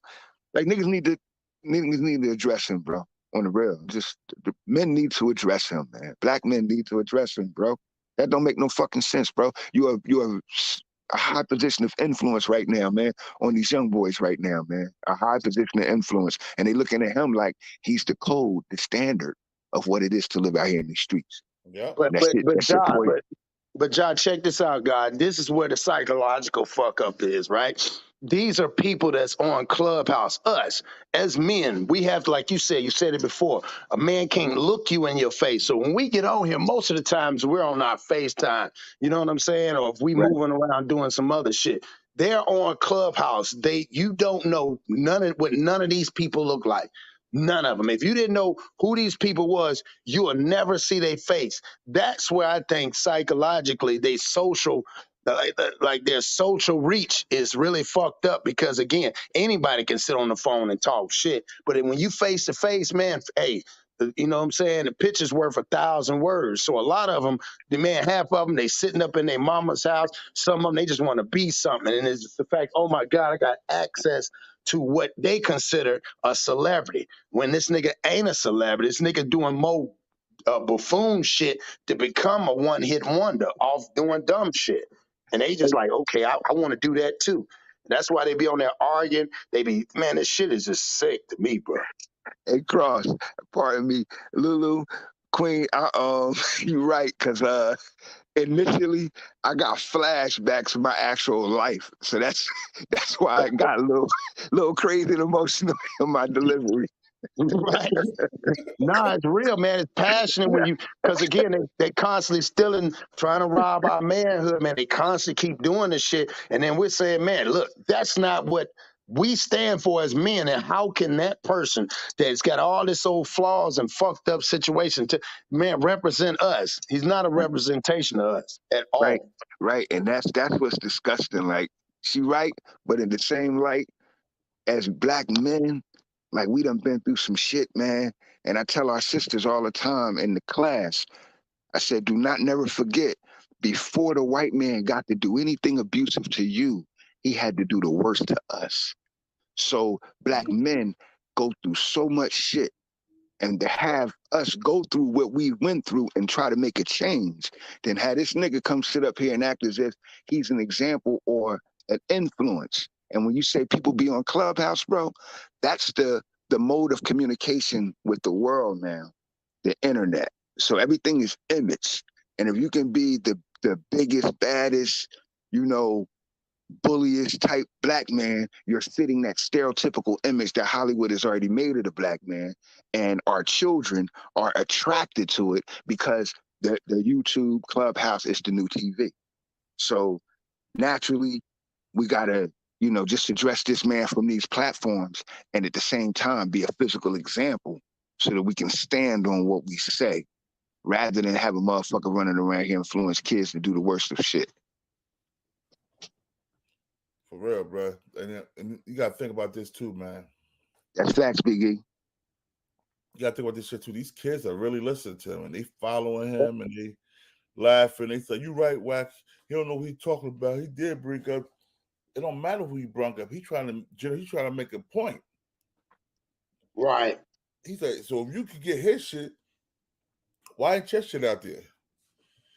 How you gonna know about his cases and know about a person being deported? If you act like you don't know what a CI is, he's trying to act like he don't know what a CI is. We know he know that shit because there ain't no fucking way. If you if you can pull up somebody immigration, talking about I got people on top of that, you better believe he got people to make sure you can't find the shit that's about him. And that's why I said he used the one charge. And he always brings up, man, look here, man. Like we said, we street niggas. I know every nigga on here that had more than one charge. We just don't talk about it. We just talking about, but this nigga keep talking about the one charge like it was the greatest charge. Nigga, the shit that we done got away with is much more greater than the charge he got caught with. And Fuck is he talking about? That's the crazy shit. You go to prison to learn how to get away with crime. You don't go to prison to learn how to go back to prison or send niggas to prison. Unless when you got to prison made you. And niggas that got made in prison did that. They slept with boys and they adopted them ways, and then they came back out here and acted like they was, whole gun super tough Mr. Gunny, and got the young boys up under their influence. When you go to jail, come back to the hood, you young boy, at that age, he was still up of a real influence. That's how he got in where he got in back then when I used to see his ass when he was younger. And I'm talking about this 9'4", 9'5". That's back when that nigga was doing that shit, running around as an underling. That's the crazy shit, man. Yeah, we was running out. We was running around under Suge Knight. He was a hitch. He was like the little, like go get the car dude. Like real talk. And next thing you know, this nigga had paperwork and publishing rights on niggas careers. Now when you get a nigga catalog, I don't know how. We saying this shit right now, bro. I've been knowing this man since I toured with Bad Boy since '94. I'm thinking of it, saying this stuff like, damn, how did he? Hello? Shit. Yo, Ja, this nigga, in '94 he was in jail still. No. Listen carefully. '94 when I was touring with Bad Boy from '93, Def Jam from '92 to '94, from '94 to '98. When I toured with Bad Boy, his ass was Suge Knight's henchman. Okay. He was not who he is now.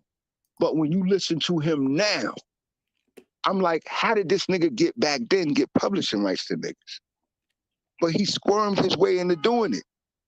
Now, if you a snitch, nigga, I couldn't see how you got it. Because you stood around and watched other niggas do shit and you use that shit against them to get what niggas got. Just think, bro. I'm like, if this nigga the snitch that he is and he just exposed, how could you be with them? How they let you be with them then? I'm like, how many of them niggas was like that? He probably got shit on niggas. Man, Suge was known for some of that too. Well, tell on nigga. Hell yeah, man, look it up. Wow. See, this is my point. I'm like, how did they, but I'm talking about the niggas around them. Just look it up. I'm talking about the niggas around them. How did they let him get away with that then? Right. And them niggas wasn't like, bro, when we used to tour on the West Coast, when I used to go out to the West Coast, bro, the culture, that's why I can explain the culture, because it was life. It was like being a 5%er or a Muslim on the East Coast. Yeah. In the 80s and the 90s, bro, it was the way you lived. It was how your life constructed. It was your environment that you grew up with. So it was culture, and everybody was on code out there. Now they was feeling on the West Coast differently because it was a different culture, but they was on code. How did they let him all of this time? Like, like nigga, something that on some people that some real shit on some real people, bro. And they ain't just niggas in the street. They ain't just niggas in the street. You got to remember too, Ja, it's all of them are starting to come out. Prime example. You know what I'm saying? The whole Mob James. When Mob James was out, and he was this, and he was this, documented. Then when, boom, what Wack do? Expose him as a snitch.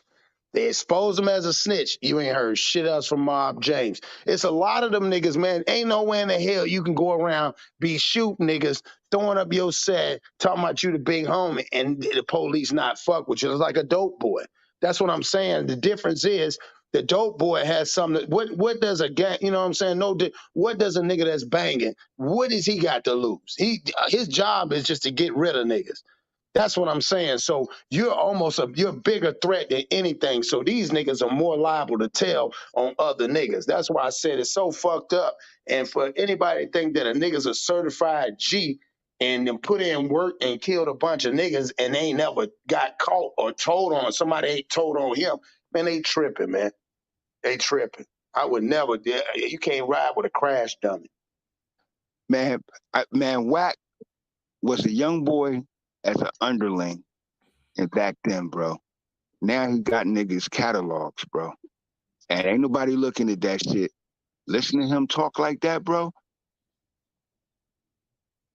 That's the type of dude. That's the type of dude, bro, that did some real fucked up shit, or doing some fucked up shit with some other niggas that's doing fucked up shit. Yeah, There's no way he survived. There's no way he survived like that, bro. Now think about this, even to the point where he even mentioned this. What really got me, I said, okay, this motherfucker must really be somebody to somebody, right? This motherfucker got the video and called out a Mexican, De La Hoya, and said he dressed up and he got the videotape, and ain't nobody said nothing. They left the shit alone. That's why I said this nigga dangerous. For this nigga to come out and say, I mean, think about it. De La Hoya ain't do shit to this man. This man comes out and say, this how real I am. I got this video of this man right here, and he better not say nothing. And I was extorting him. That was the 90s, though. That was back in the 90s when De La Hoya had the fishnet hookup and all of that shit. I remember that, but what I'm saying is, he said he was extorting him. If he's extorting him, what relevance does that have? That to me sounds like, nigga, I'm a professional snitch. Nigga, fuck with me if you want to. Hold on one second. Anthony Covington, Wack wasn't locked up no 5 years, bro. He probably was locked up in 94, but he was out by 96. By the time he was 18, he's out by the time he was 18, 19, bro. Yeah, he was running around with the labels from the West Coast. I told you he was a henchman technically. Like he was just one of the dudes that did shit with Suge and them. We know for a fact he was Suge in 98. We know for a fact he was Suge in 98. He basically was the East Coast Jimmy Henchman. I mean, West Coast Jimmy Henchman. What they say he was locked up all that time? Yeah. Nah, he may have been locked up like in 94, bro, but I used to see the brother. Like, they just released a video of the 97 Source Awards. And between 95 and 96, the Source Awards was the hottest thing popping. Right. Tupac and Biggie, 95 Source Awards that's when the West Coast like damn near took over. And we was at the Source Awards at that time in New York. And that's when Suge and came on stage and screamed on Puff. But short story, that man began appearing after that, and he was with the whole team, bro. He was there. It wasn't. I ain't seeing no ghosts. I ain't telling no lies. That man was out there. He was a part of their team. But my thing is, how did he go from being just that guy to the position where Suge was at? Well, you got to think now. What about your boy? The boy that just got out of jail. Used to be the police. Him and Wack was best friends. What's his name? He was with Mob James. And what's the light skinned nigga name? He got sick. Reggie Wright. So think about this. Him and Wack were best friends. That's why him and Wack to this day, he said, I will never do Wack wrong. I know Wack act funny. I think that your boy was like, look, man, we got a program here. You my homeboy. We're going to put you in this program. I just feel like that Reggie know. If anybody knows if he the real police, Reggie know, dog. Because he probably used him. He probably used him to get in. Think about it. It's like when they put plants in jails. Niggas don't know. They throw them in a pod because they could be undercover police just to get info. And like I said, I just think Wack's job was to get in and use his little barbaric tactics like he think he is, and niggas was intimidated by him to get in to find information out. Because like I said again, for you to know about somebody's youthful status, for you to know about all this, but when a nigga say, well, explain us about a CI, and he's like, well, no, that's youthful. And he's like, no, but what is a CI? This nigga talking about, I don't know what you're talking about. Ain't no why, yo. And that the crazy part is, I think he just did Suge Business Blueprint in the 2000s of what Suge did in the 90s. That's it. I think he took the young boys of the West in the 2000s, because that's how he got their paperwork, man. He got them dudes publishing rights, man, and it's crazy. When you own somebody's catalog, brothers. It's crazy. It's crazy, bro. That man, I don't, I believe it now that I heard him say it, but I'm like, damn, bro, you let a man call you a fag, a homosexual, and then you let a man call you a damn CI in your face, bro, and you ain't defend yourself. You didn't even speak to defend yourself. That shit just don't fucking sit right, bro. And you influence all of these kids out here doing this dumb shit. I mean, think about this too, God. One thing that I remember I watched on there, they said that when he exposed the one chick that took the video of him, he went into a whole detail about this bitch was doing a fraud, and that she was telling him all the information on what she was doing, and he said, "Don't forget you got kids. I would hate to see you get locked up from this fraud case." I was like, "What the fuck?" This the same broad he smashed that he got the info on. That's why I said, who would fuck with a nigga like that? Well, hey man, some street niggas play dirty, bro. Yeah, that nigga real dirty. That's a right. Some street niggas do play dirty, bro, and they call it playing chess. But the worst part about it is that what comes with that. See, we can choose our actions, bro, but we don't get to choose our consequences. Yo, I'm gonna have to end it there. I got to go ahead and get my day started, man, and get to these fights. Main card about to start soon, so I'm going to shut it down. I'm going to put a link to this video in the description of this video so you can go back if you want to finish watching it, because I've never heard this interview, and it was good. They go for damn near 3 hours and some change. Yeah.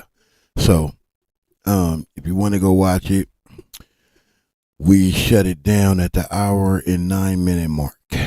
So I'll put the link in the video of the video in the description of this video, so you can slide on over there and watch it if you like. I just want to say thank you to everybody who stayed around and watched this with me on this Saturday. You know what I'm saying? I know this Saturday, man, people in the streets doing what they do. So to have people on my live right now is crazy, because everybody else probably wanted to be in the streets. You know what I'm saying? But nevertheless, y'all came and rocked out with me. So I appreciate that, man. I won't do no theme music to get up out of here, because I definitely got to go. I need to stop rambling and just hit the stop streaming button. But I hate to do that without showing love and appreciation to the Stand On It Media family and team that supports me every single time I go live or do a video. My channel wouldn't be shit without y'all. To the new people that may have subscribed off of this channel today, thank you. I appreciate you.